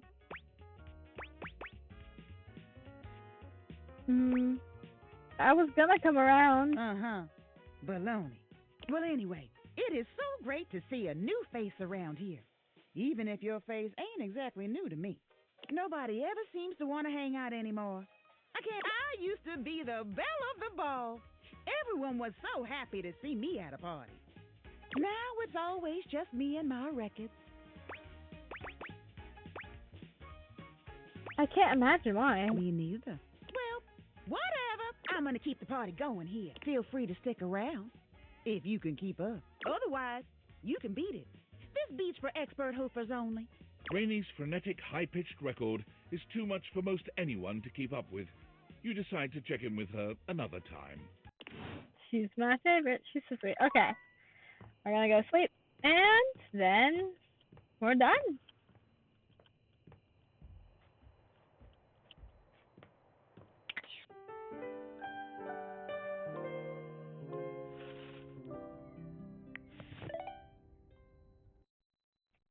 Well, thank you so much for being here. We're going to continue Day Everything probably next Thursday. I appreciate you all for watching, and we're going to raid someone. Let's see here. Let's raid somebody else watching Date Everything. We're going to go, let's see here. Who?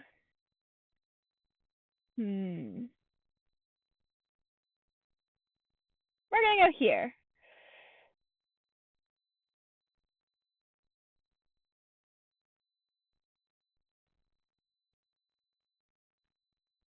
We are going to set a raid. So for my chat, if you are still here, we're going to go raid this person. Please come over and watch them. They are playing Date Everything as well. So thank you for coming. Oh, it told me I'm unavailable to raid them. Oh, we're going to try someone else. Okay, we'll see if this works. If this doesn't, we will give up, but yeah, it is not letting me raid people. That is a shame.